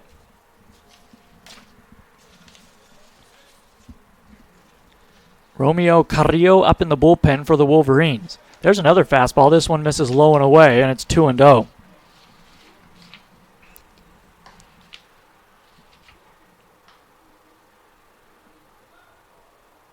Koss has stolen 2 bases this season. He has not been caught.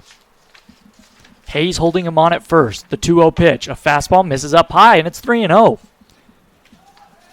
Schmidt does not want to walk. Obviously, Cox, that puts the go-ahead run in scoring position.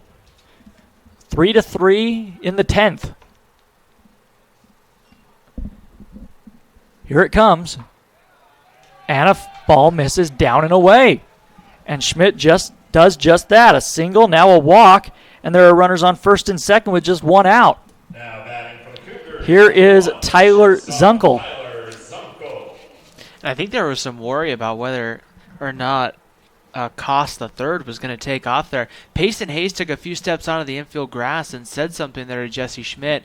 And then after Schmidt, I think, delivered the 2-0 pitch, there was another exchange between the two. So I don't know if they were seeing something, or there was something Payson Hayes was seeing, or something that he was trying to alert Schmidt of. Nonetheless, it kind of is irrelevant at this point. Here is Zunkel. He takes a curveball on the outside corner for a called strike one. Zunkel has walked 3 times today. He's also laid down a sacrifice bunt. We've talked a little bit ad nauseum, but Zunkel is a guy you really want to go after. He hasn't swung the bat all that well this season. The one-strike pitch, a curveball on the outside corner. Zunkel says, I don't think so, Troy Hodak. I thought that was a little high, maybe outside, but 0-2. Schmidt peers in. Cox at first, Koss the third at second. The 2-strike offering. A swing and a foul tip off of Sims. Ouch. I don't know where that got him, but he's going to go down to one knee and try and shake that off.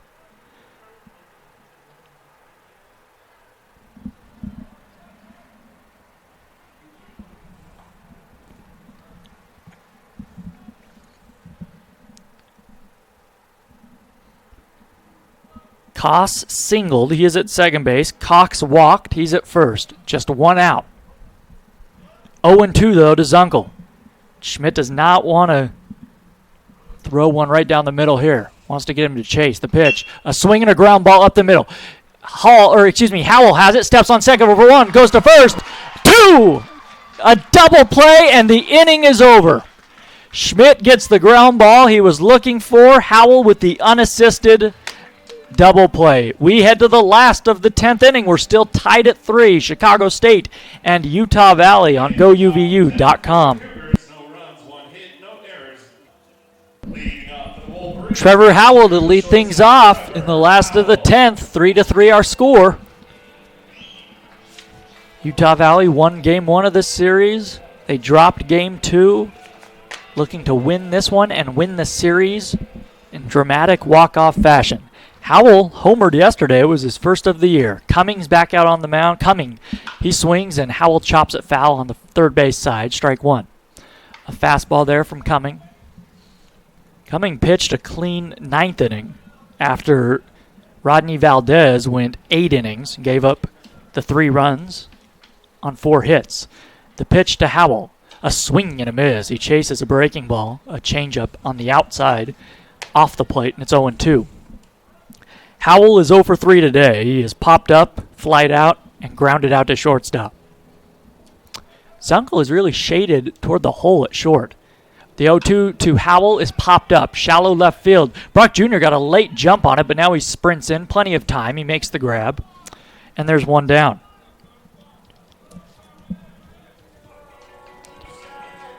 That is the 12th consecutive Wolverine to be retired. Since the 6th inning when Hayes walked, the Wolverines' offense has been absolutely anemic. You have to go back to Michael Beltran back in the 5th inning when he singled. That's the last Wolverine hit. Goodness. Top of the order, here's Hall. First pitch breaking ball in there for a called strike. Hall has walked today. That's the only time he's reached. 0 for 3. Cumming winds and fires.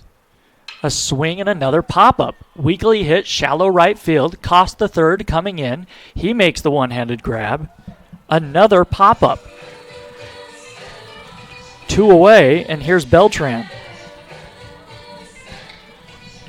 Now batting for the Wolverines, number 5, center fielder Michael Beltran.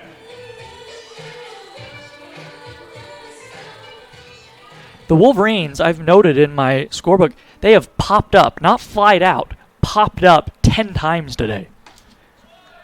Fastball catches changeup on the outside corner, strike 1 to Beltran. And the difference is a fly ball is hit high and possibly to medium deep in the outfield. Pop-ups are pop-ups, jeez. The 1-strike pitch to Beltran. A swing, and this one's a little pop into more deep center field. Nonetheless, Gayton puts it away, and Utah Valley again goes down in order. We go to the 11th inning.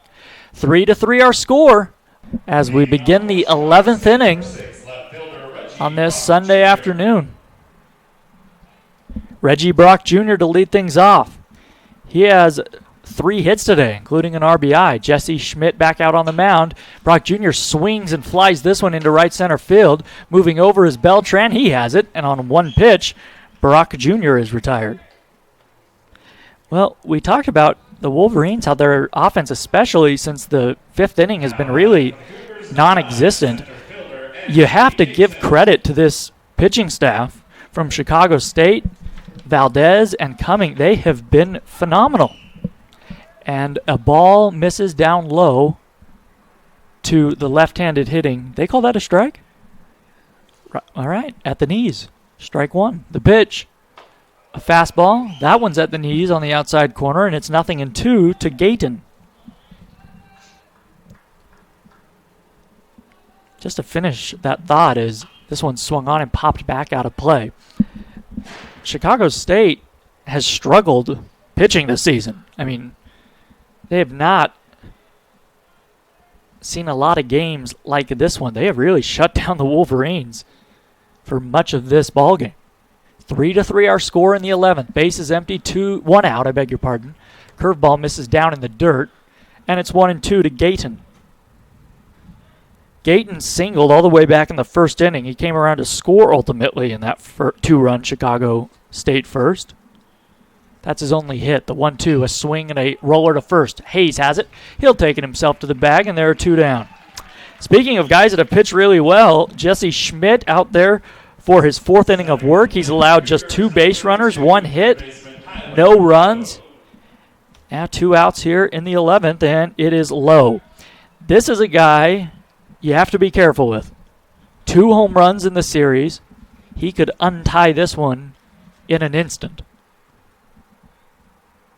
Has a hit back in the first inning as a ball misses away. That hit in the first plated those 2 Chicago State runs. The Cougars then gave up the lead. The Wolverines led 3-2 until Chicago State put 1 on the board in the 6th to tie it. Here's a ground ball to short, slowly hit. Howell has it, throws to first, and Jesse Schmidt once again retires the Cougars. We head to the last of the 11th inning for Utah Valley. It'll be the heart of the order. Eastburn, Marco, and Matson coming up. We're tied at 3. Leading off for the Wolverines, number 19, the designated hitter. Last of the 11th inning, Ryan Eastburn to lead things off. The left-handed hitter looking for his first base hit of the day. He's 0 for 4. Dylan Cumming back out on the mound for CSU. He's retired all 6 men he's faced. The pitch to Eastburn, and a fastball misses away, ball 1. The Wolverines looking for their first base runner since the 6th inning.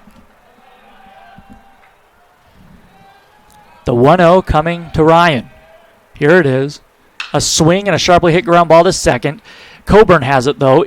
A step onto the outfield grass. He throws to first, and there's 1 down.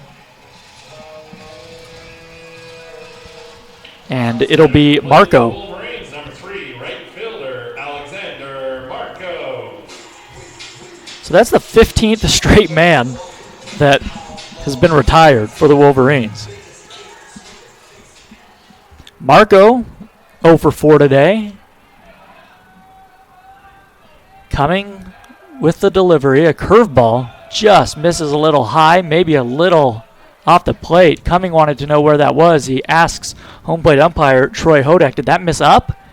And I'm not sure if Hodak said yes or no, but pretty close pitch. Good pitch from Cumming. The 1-0. A swing and a ground ball into the hole. Diving is Uncle. He can't get it. It's into left field. A base hit. And the winning run is on base. That has to feel good if you're Marco and the Wolverines, their first base runner since the 6th inning. Yeah, and I mean, that's the thing here. You get into these later innings. The thing is, you have to remember, too, if you're Chicago State, Jordan, you start getting some base runners on these extra inning situations. It puts a lot of pressure and a lot of intense pressure on the pitcher to make a good pitch, or the fielder, hey, I have to quickly turn a double play. So this is kind of something to keep in mind. All the pressure really right now is on Chicago State. Coming into his stretch. First pitch curveball misses high. Ball 1 to Matson. So Cumming goes into his stretch for the first time. We'll see if that interrupts or messes with his rhythm at all. Matson singled back in the 2nd. Marco, the winning run at first. Held on by Hansel. The pitch. Ball misses low and away. Off speed. And it's 2-0. And for the first time today, the sun peeks out briefly from behind the clouds. If you're a Wolverine fan, you're hoping that's a good omen. Tied in the 11th, a man on, 1 out. Cumming set. Here it comes to Matson. A swing and a high fly into medium deep right field. Now coming in, still coming in his cost near the foul line. And he makes the grab in what is really more shallow right, and there are 2 away. Stepping up That ball did not carry off the bat. I think I misjudged it. So here's Hayes. 2 down. Hayes is looking for his second hit. He doubled back in the second inning. He is 1 for 3 with a walk. Hayes kind of takes a breath and then stares at that barrel of the bat. Then he digs in.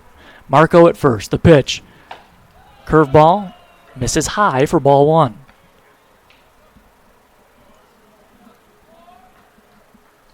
Hayes hitting .228 on the year. He does have power, though.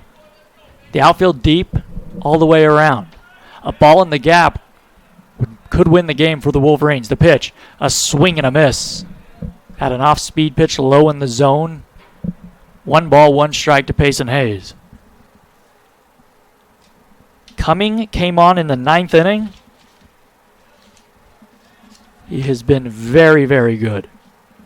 The first base runner he gave up was the single from Marco in this inning. Curveball misses outside, and it's 2-1 to Hayes. Marco has not stolen a base this season. In fact, he has not attempted to steal a base. He's at first, held on by Hansel. A big hole on that right side as Coburn, the second baseman, is stationed up the middle. Here comes the 2-1 to Hayes. A big swing and a foul tip at home plate, and the count is even at 2 balls and 2 strikes. That was a fastball just in the high 70s, if we're to believe the scouting report, and it's 2-2.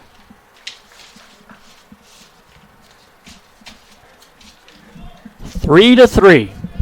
1 man on, 2 men out in the 11th.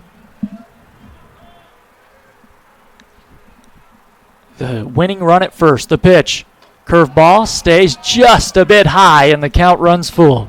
Cumming was headed toward the first base dugout. He thought it was strike 3.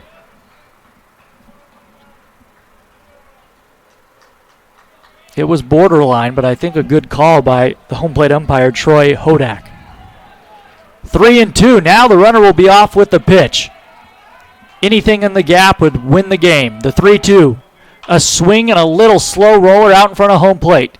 The catcher pounces on it. Cox throws the first, and the inning's over. Hayes throws up his arms to the umpire as if to say, that was a thinning. Tied at 3, Chicago State and Utah Valley really battling. It's been a good game to win this series. The pitch, a swing and a liner foul down the right field line. Hansel is the batter. He will be followed by Ryans and Coburn. Schmidt working quickly. He throws a swing and a foul back to the screen, and Ryan Schmidt has really thrown the ball well. Yeah, and it's not just been, getting 1 or 2 pitches over. The fastballs look good. The breaking pitch has been phenomenal. And that curveball, especially to right-handed hitters, has seemed to have fooled right-handed hitters almost every time. The 0-2, a swing and a sharply hit ground ball foul on the first base side. The only thing I don't know, Jordan, is we know that Chicago State has a flight to catch. So I wonder how late they'll go at this. The 2-strike offering, a breaking ball misses outside, and it's 1-2. We can check, but I believe this game has to be over by 1:45. The 1-2 pitch, a swing and a miss, and he struck him out. Which will be interesting to see as we got 1 out here in the 12th, as Dalton Ryans will come up here. I'm assuming that if the game was tied, it would just end in one of those weird tie situations as Dalton Ryans stands in the box and ready to go with the first pitch, which misses outside for ball 1. 1 ball and no strikes here on Dalton Ryans, who has a double, a ground out, a walk, and a pair of flyouts. There's a ground ball over to first. Payson Hayes bobbles it, collects it, underhand tosses to Jesse Schmidt for the second out of the inning right there. And there's 2 gone here in the 12th, and that will bring up Gabriel Coburn. Coburn has a pair of doubles to go along with a walk, a line out, and a foul out. So Coburn has had just about everything you could have in a ball game. Stands in. Well, if you're listening on the audio side only, we apologize for the technical difficulty as Coburn takes a strike. The bases are empty. Hansel struck out swinging. Then Ryan grounded out to Payson Hayes at first. There's a little bloop into center field, a base hit for Coburn. And the go-ahead run is on here in the 12th inning, I beg your pardon. So after Hansel strikes out and Ryan's grounds out, Coburn reaches, and here is Koss, the third. Koss came in as a defensive replacement in the 6th. In his first at bat, he grounded out. He's also singled. The pitch, a swing and a miss at a fastball low and away. That's a good-looking pitch from Jesse Schmidt below the knees on the black. There's just not much you can do with it as a hitter. That's the first base runner since the 10th for Chicago State. The runner takes off. Pitch misses outside from the knees. A throw by Sims. The tag! He's out at second base! What a throw! What a pick! And we remain tied as we head to the last of the 12th inning. 3-3 our score on GoUVU.com. In the top of the 12th for the Cougars, no runs, 1 hit, no errors, none left on base. 3-3 the score as we head to the last of the 12th inning. Leading off for the Wolverines. Chicago State put a base runner on in the 11th, but Sims threw him out, trying to steal second. And it will be Drew Sims to lead things off here in the 12th. Coming back out on the mound from the windup, here it comes. A swing and a pop-up. He jammed him to shortstop. Zunkel's under it. He makes the grab, and on one pitch, Sims is retired. And the Wolverine offense continues to languish. Here's Barry.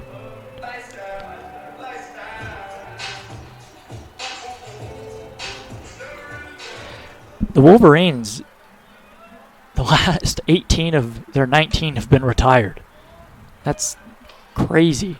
As a ball misses outside from Cumming, Chicago State, their arms have been really good today. The 1-0 and a fastball is in there for a called strike on the inside corner to Barry. It's 1-1. Barry was hit by a pitch in the 2nd. He walked and scored a run in the 5th. He is officially 0 for 2 with a strikeout. The 1-1, a swing and a miss at a ball low in the zone. And it's not 1 ball and 2 strikes. Nobody's up in the Chicago State bullpen. Dylan Cumming has thrown just 36 pitches. He came in the 9th. This is his 4th inning of work. The 1-2. Strike 3 called. A breaking ball on the outside corner got Barry. And they're 2 away. That is the 2nd strikeout for Cumming in relief. And here is Howell. Howell, 0 for 4 today, came into the game swinging a very hot bat. He hit his first home run of the season yesterday. 3-3, 2 outs, bases empty, bottom of the 12th. Here's the pitch. He shows bunt, pulls it back, and takes a ball. Where did that one miss? I think that's what Dylan Cumming is asking. Maybe a little above the belt. Maybe a hair off the plate outside. That looked pretty good. Looked pretty similar to the strike 3 pitch there on Barry. The 1-0, a curveball stays high. 2-0. And sometimes when a guy squares around, it can not only, throw the pitcher a bit, but it also can not distract, but distract the umpire from his normal strike zone. The 2-0 pitch. A ball misses low and away. That was close too, but a ball, and it's 3-0. So the last thing Dylan Cumming wants to do, the last thing he wants to do is give up a home run to lose the ball game. But he certainly does not want to walk Howell and put the winning run on first base. The 3-0 pitch. Fastball poured in there for a called strike. That fastball at just 78 miles an hour. Howell looked to be taking all the way.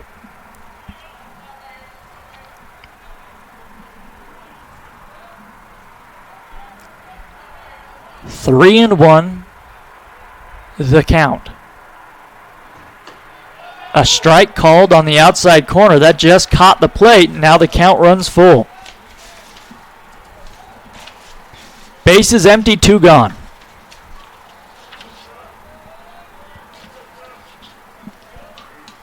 The 3-2 pitch to Howell. A curveball misses up and in. Ball 4. That's a good at bat by Trevor Howell, and the winning run is on base. So top of the order, and here is Cody Hall. This is where you just like to see something to extend the inning and try to find ways to move base runners around.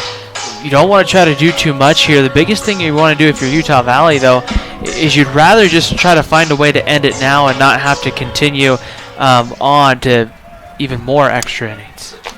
I think that is safe to say. The Wolverines want to end it right now. Howell at first, the pitch. A ball misses down and away to Hall, 1-0. The Wolverines are 1-2 in extra inning affairs this season. They played an extra inning game against UC Irvine, and they lost that one here at home, the only extra inning game at home this season.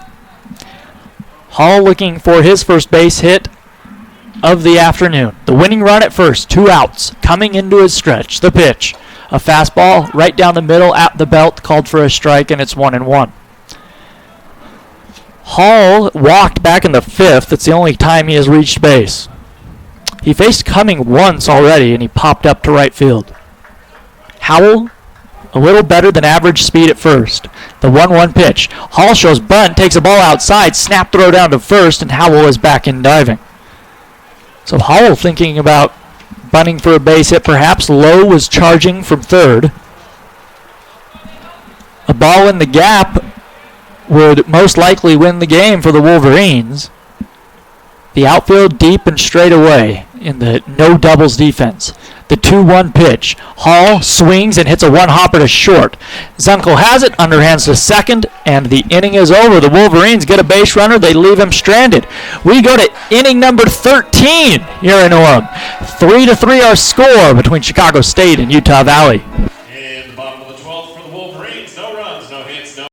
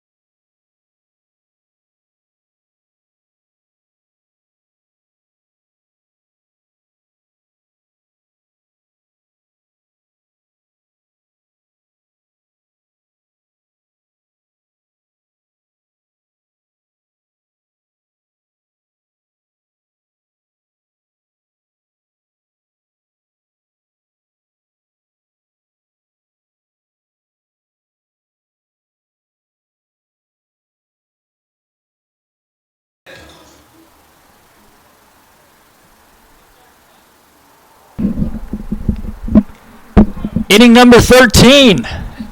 3-3 our score. It'll be Koss the third to lead things off for Chicago State. He swings at a Jesse Schmidt fastball and fouls it back to the backstop. 0-1. Utah Valley put a man on base in the last of the 12th, but they stranded him at first. The 0-1. Koss the third takes a ball inside, another fastball, and it's 1-1. Koss faced Schmidt back in the 10th inning, and he singled off him. The 1-1. Fastball misses away, and it's 2-1. Romeo Carrillo continues to throw in the Utah Valley bullpen. Schmidt, however, who came in the 8th in replace of Parker, has been fantastic. A swing and a foul high and off to the right, and the count is even at 2-2.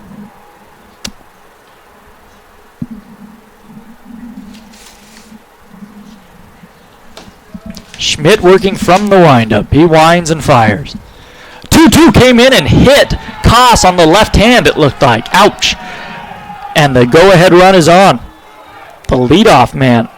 And that's a mistake, obviously, from Schmidt issuing the free pass.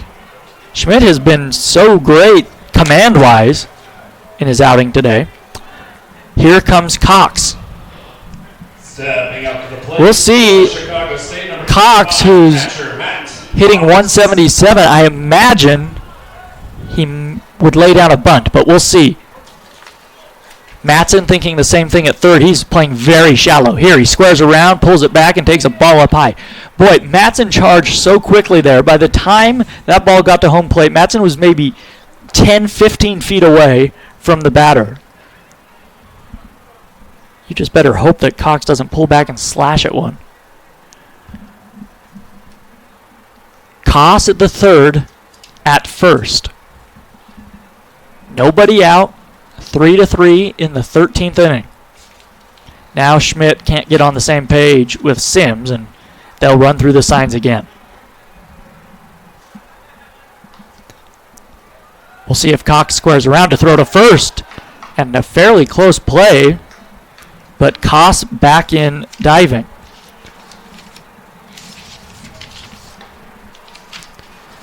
What I worry about, Jordan, with Mick Madsen charging so quickly there is how much pressure might be if to maybe field one too quickly and make a bad throw or something like that. You know, this is when you just need to get back to the fundamentals of the game and not try to force anything that happens too much here. Last thing you want to do is have some kind of defensive miscue really change the whole course of the ballgame. Yeah, and if you're Matson, you're thinking, if I can charge that close, maybe I can get the guy at second. Pitch out, the runner took off, the throw down to third, it goes into center field. Koss heads for third as Beltran comes up with it in center. Oh, my. Sims must be frustrated with himself. The Wolverines picked the perfect pitch to pitch out on. They had Koss heading for second, and Sims just threw really wide to the left of the second base bag. It goes into center field, and the go-ahead run is at third. So instead of the base is empty and one out, nobody out, the infield comes in, and now Cox does not need a base hit to put the Cougars ahead. The 2-0 pitch coming, and a ball misses high, and it's 3-0. And this, Jordan, really starts to kind of wonder in a way here. This is where late game situations are always fascinating to see. The pitch to Cox, the 3-0 in there for a called strike, a fastball at the knees. Because this is where being the home team changes how you might play this. If you're the visiting team, it would definitely change how you'd play this, because you may want to maybe get a guy on to put some kind of force on. Curveball comes inside, and he walked him. So runners on first and third now. And Eric Matson's going to come out, talk to Schmidt. We'll see if he goes to Carrillo in the bullpen. He has yet to make the move, and now he does. So Schmidt pitched very well, a couple walks and a hit batter here in the 13th. He will head to the clubhouse. Opponent's hitting 361, and Jordan, we haven't seen him in a ton of these kind of situations, but not an easy position for the freshman to be in here. Really needs a strikeout and maybe a couple of strikeouts really to kind of take some of the pressure off. He does. Carrillo faced his uncle on Friday night, and he struck him out. In fact, he struck him out. The bases were loaded at the time. It was a big threat in that 8th inning, and Carrillo came through. So here he faced Zunkel again. Runners on the corners. The pitch. Zunkel shows bunt. Pulls it back, and a fastball at 87 miles an hour. Misses outside for ball one. Cox at first base. Koss at third. And this is interesting, right? The middle infield has moved back. They're going to play for a double play ball and concede a run. Wow. But with the way your bats have been swinging today, I feel like that's a really risky move. And if there was one out, the runner takes off, and Carrillo doesn't realize it. Now he has him in a rundown. What are they going to do? Carrillo throws to second. They don't get him. The throw to third, not in time. Unbelievable.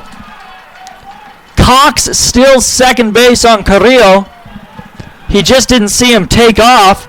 And then by the time he threw to second, the infielder, I think it was Hall, was backing up there, was so concerned about the runner at third, understandably, he couldn't get a tag on Cox in time. And the tough part is, Jordan, this now changes your whole situation that you're in. Infield comes in, a fastball on the outside corner called for a strike, and it's 1-1. Boy, Chicago State, that's a great play. All they're trying to do there is get Cox in a rundown so that the speedy Koss at third can try and score. But instead, nobody's out. The 1-1, a pitch comes inside, bunted in front of the home plate. Sims reaches for the tag. He's safe at home plate. The bunt was just down in front of home plate. Sims pounced on it and then dove back toward home, trying to tag out Koss, who slid across just in time, and Chicago State takes a 4-3 lead. Boy, it was a very nice effort by Sims, but Koss just gets in there, and still nobody out, runners on the corners. Wow. I think that'll go. We'll see. Is that an RBI? It's a fielder's choice, what it will be. Here is the pitch to Brock Jr. He sends one into right field. This should score the run at third. Marco under it. He has it. The runner's going to tag. Here comes the throw. It's cut off by Hayes, and 2 runs have come in the 13th. It's 5-3 Cougars.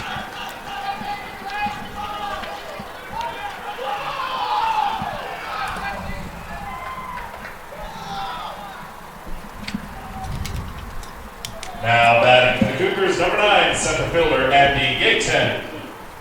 So here's Gayton with Zunkel at first base and just 1 out in the inning. Carrillo with the pitch. Fastball misses high and away, and it's 1-0. Carrillo has pitched really well. I mean, the first 2 guys he's faced gets the fielder's choice. I mean, Zunkel tried to bunt on him. It wasn't really a great bunt at all. They nearly got Koss coming home. And now Brock Jr., that's just a nice piece of hitting. He lifted one into right field and brought the run home. So now here, Gayton, 1 ball, no strikes the count to him. He singled back in the first. Right now, Carrillo throws over to first. The Wolverines just trying to keep this manageable. See if they can mount a comeback in the last of the 13th inning. Hayes holding on the runner. The 1-0 pitch coming. Here it is. A fastball misses outside, and it's 1-1. And really, we can go back to Schmidt hit a batter to begin the inning, and then Cox walked. So you had runners at first and third, and after this pitch, we'll tell you if you were just tuning in, what happened. A swing and a foul tip into the glove of Sims. It's 2-1. With runners on the corners and nobody out in this inning, the game tied. Cox tried to steal second and really just tried to get into a rundown. And Carrillo had not thrown the ball home, so he threw to second. They couldn't get Cox sliding into second, and there were runners at second and third, which really that exacerbated the rally, I beg your pardon, as a ball misses outside, 3-1. And one thing that really hurt, we have to remember, is it was Koss the third on first that stole second base and went to third on a throwing error. That's exactly right. Thank you, Ryan. Here's a little looper into left. It's going to hang up there for Berry, who leaps at the last minute. And for some reason, Cox was taking off for second, and he gets doubled off. I don't know what Cox was doing. That's poor base running. So Utah Valley gets the double play and the inning's over. However, the Cougars plate 2 runs. We go to the last of the 13th, the last chance for Utah Valley. They do have the heart of the order coming up. Beltran, Eastburn, and Marco. 5-3 Chicago State on GoUVU.com.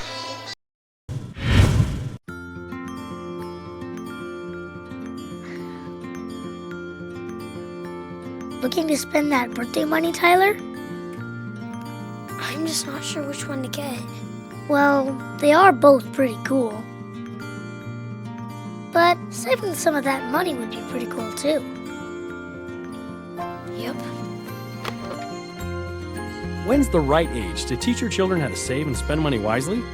Right now, with the Be Money Smart program only at Utah Community Credit Union. Inspiring smart decisions. Nice. You only need to answer one question. Will you accept the challenge to become? It doesn't matter your situation in life. No matter your interest. Whether your first choice or second chance. There's a place for you. Place for you. Place for you at UVU. Place to engage, To rise. to succeed. To become.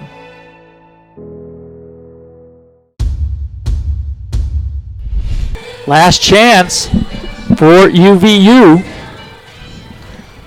They trail 5-3 in the 13th inning. Here is Beltran, the pitch to him, and a fastball misses down and away. Ball one from Dylan Cumming. Beltran just trying to get on base. The 1-0. A swing and a pop fly off to the right and out of play. Beltran singled in a run back in the 5th inning.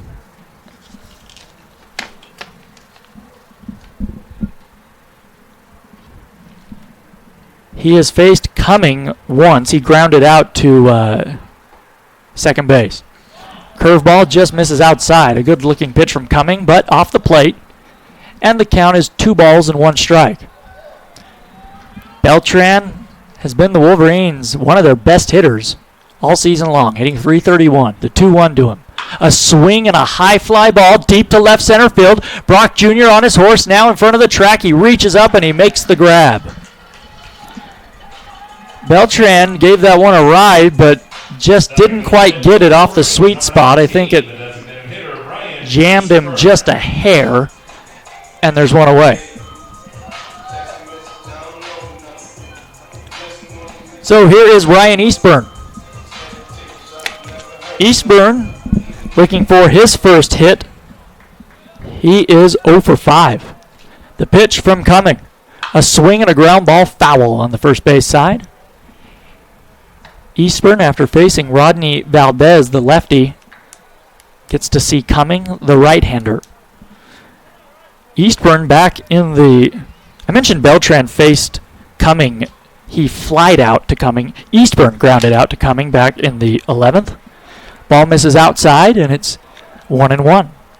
5-3, Chicago State leading in the bottom of the 13th inning. Base is empty, 1 out. The pitch to Eastburn. There's a strike called, and it's 1-2. Kind of a miniature shift on for Eastburn. The shortstop Zunkel's playing up the middle. The second baseman Coburn is stationed in very shallow right field. Third baseman is well off the third base bag. The 1-2 to Eastburn, and it misses outside. You know, if you're Eastburn, you don't, now there's 2 strikes, but with the shift on, and you know what, actually, I take this back. I was going to say, you may think to bunt, but they put the shift on, obviously, after there were 2 strikes. Knowing Eastburn will swing away, the 2-2. Ball in the dirt, and it's 3-2. Don't worry, though, Jordan. I had the same exact thought because of the fact that you look down that right field, that right side of the infield. You have a pitcher who's right-handed, so if you could pull one, if you could just kind of, or push it down the left field line even, you're going to have a good shot at beating that out with Ryan Eastburn. Not the fastest guy on the team, but still with really good wheels. That'd be a great way to get a base runner. That's what Utah Valley needs right now. 3-2 is outside, and he walked him. So the big mistake from Cumming, the last thing he wanted to do was walk him. That brings the tying run to the plate in the form of Alexander Marco. Marco, in his at-bat against Cumming, singled through the left side. And we all know Marco, who leads the team with 6 home runs, has the capability of tying this one up with one swing of the bat. That's a good at-bat from Ryan Eastburn. He knew what he had to do. He had to get on base, and he did it. That was not an easy take. That curveball 3-2 was not all that far outside. So here's Marco. Eastburn with a very short lead at first.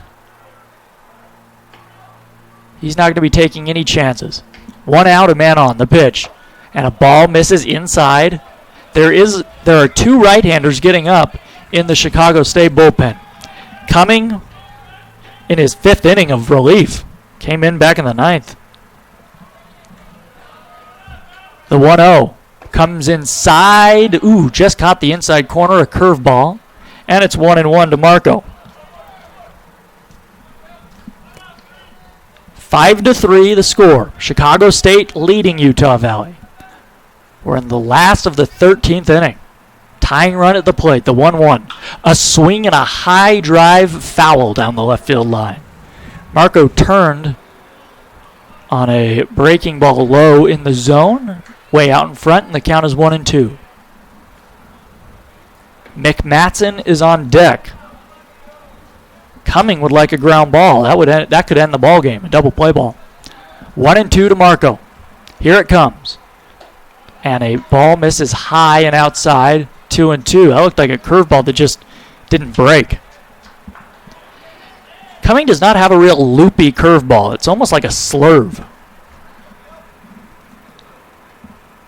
Chicago State on the cusp of taking 2 of 3 from the Wolverines for the second straight year, the 2-2. A swing and a little dribbler out in front of home plate, and it rolls foul.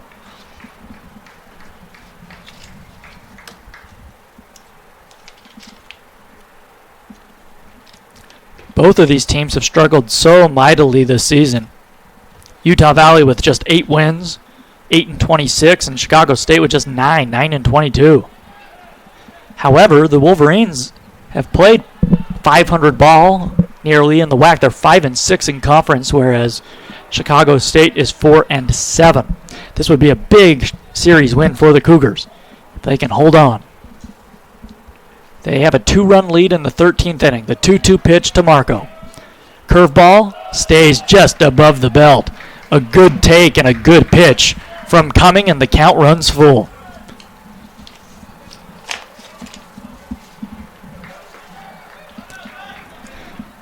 Marco takes a deep breath, now digs back in. Righty versus righty. The 3-2 pitch. A swing and a little pop-up, shallow left field. Zunkel going out. He makes the grab, and they're 2 away. That was a ball in on the hands. Marco couldn't do anything with it. And the Wolverines are down to their final out. It'll be Mick Matson. Stepping to the plate for the Wolverines, number 7, third baseman, Mick Matson. Eastburn still at first base. He walked with 1 out in here in the 13th.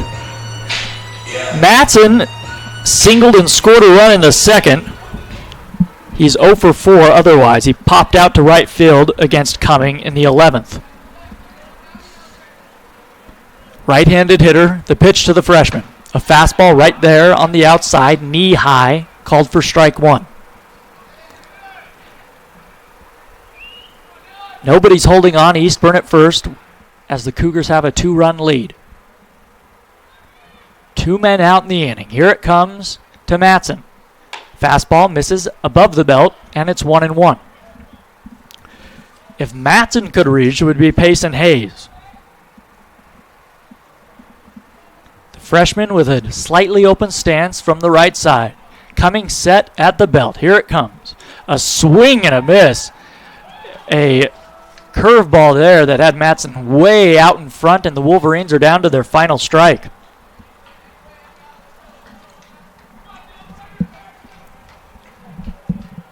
Matson represents the tying run. 1-2 the count. Here it comes from Cumming.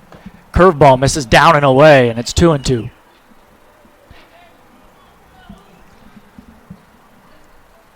Matson does not have a home run this year, hitting .260 overall. Cumming set. The 2-2 pitch. And a ball misses down and away. Another off-speed pitch that one wasn't close. And now the count runs full. Why not? So Eastburn will be off with the pitch.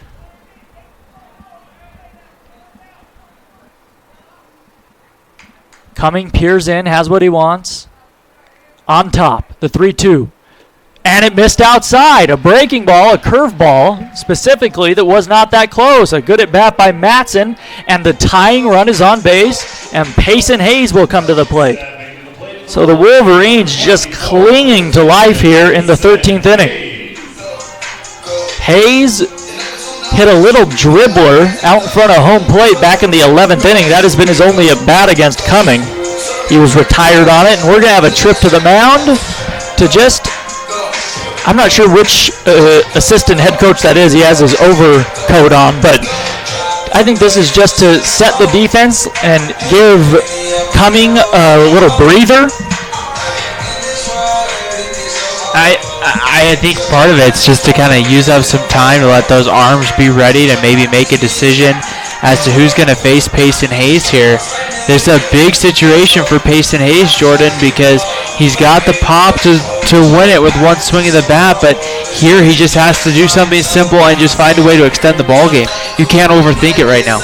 Indeed, and just a base hit into the gap could possibly tie this game.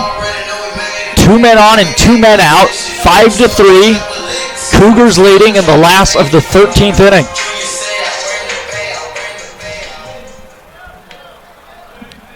Hayes doubled back in the second inning. It's his only hit. Matson at first. He represents the tying run. Eastburn at second. Cummings steps off. Wants to run through the signs again. Righty versus righty. Hayes hunched over. The pitch. And a curveball misses outside, ball one. And if you're Payson Hayes, you want to be somewhat patient because Cumming, as we've seen the last couple of hitters, has had a little trouble finding the strike zone, especially with the breaking stuff. Matson has average speed, I believe, at first. The 1-0. Comes inside and it hit him. Oh, wow. And the bases are loaded for Drew Sims. So we're going to have a pitching change as Cumming has gifted 3 base runners here in the last of the 13th. Now the tying run's at second with 2 outs. The winning run is at first. We'll take a short break on GoUVU.com. New pitcher coming in. Bases loaded, 2 outs, bottom of the 13th. Chicago State 5, Utah Valley 3.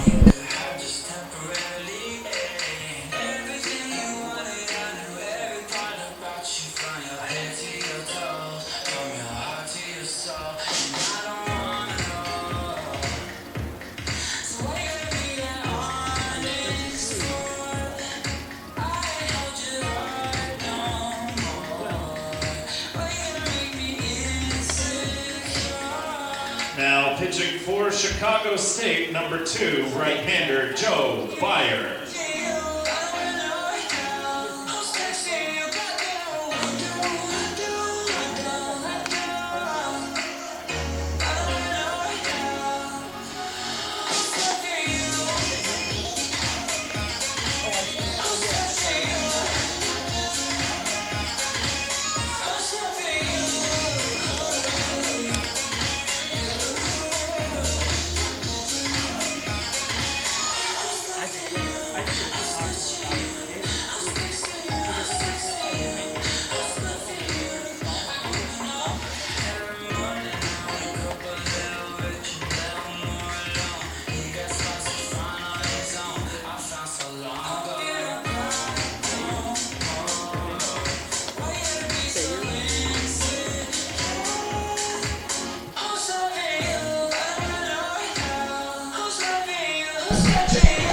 New pitcher on for Chicago State here in the bottom of the 13th inning.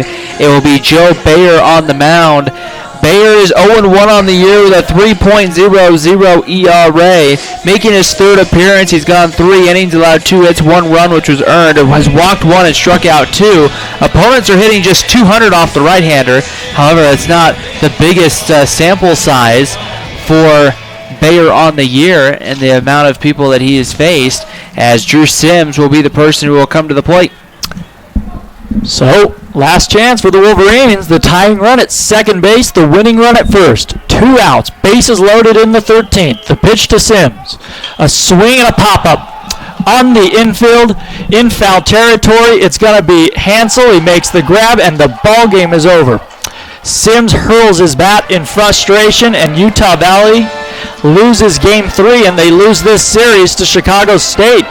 Bayer makes one pitch, and he retires Drew Sims. So we will take a break here on GoUVU.com. Utah Valley loses a heartbreaker in 13 innings. We'll be back with the final totals after this. Score, Chicago State 5, Utah Valley 3. Hey, Wolverine fans, join us here at UCCU Ballpark next week, Thursday, April 18th at 6 p.m. as UVU Baseball takes on New Mexico State in the first of a 3-game series.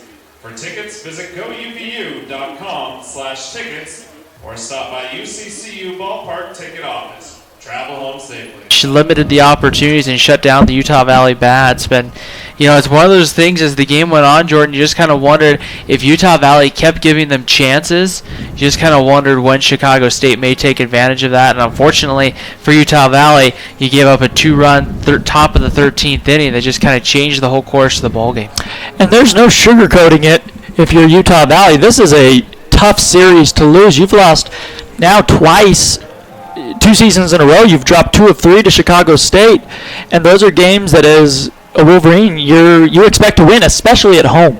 Yeah, I think whenever you lose games at home, in your home ballpark, when the season hasn't gone the way you were hoping it would go, it just starts to get to the point, Jordan, where it starts to get really long, especially when you look at your schedule. For the most part here, you get past this next weekend against New Mexico State, and you really become the road warriors almost, where you have to go play a lot of games on the road. And you want to have those positive memories, especially you want to have them in your home ballpark in front of your fans. And if you're Utah Valley, losses like this, it would have been one thing had it been a 2-run walk-off homer.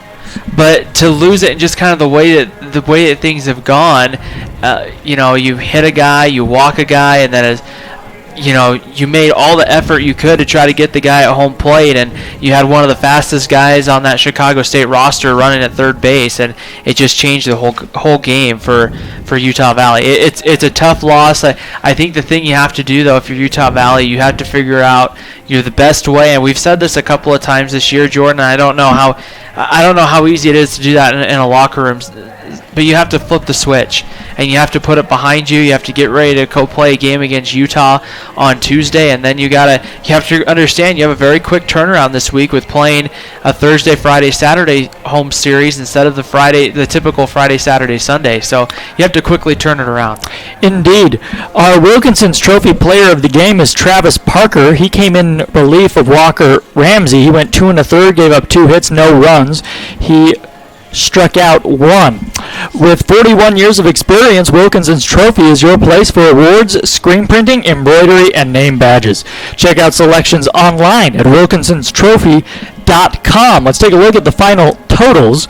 Chicago State with 5 runs, 2 of which came in the top of the 13th, 11 hits, no errors. Utah Valley with 3 runs, 5 hits, and 1 error.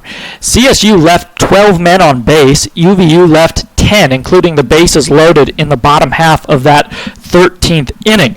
The winning pitcher is Dylan Cumming. He improves to 2-1. Jesse Schmidt takes a tough loss. For the most part, he pitched very well, but gave up the 2 runs that ultimately the Wolverines could not get back in those extra innings. He falls to 2-5. Bayer, with 1 pitch, picks up his first save of the season. Utah Valley falls to 8-27 overall. They are 5-7 in conference play. Chicago State improves to 10-22. They are also 5-7 in WAC play. The time of the ball game was 3 hours and 35 minutes. 517 was the paid crowd. Well, for Ryan Piggins, I'm Jordan Bianucci saying goodbye from UCCU Ballpark. Our next broadcast will be on Tuesday night from Salt Lake City as the Wolverines take on the Utes. The final score, that's a 6 p.m. start, I should add. The final score today, however, Chicago State 5, Utah Valley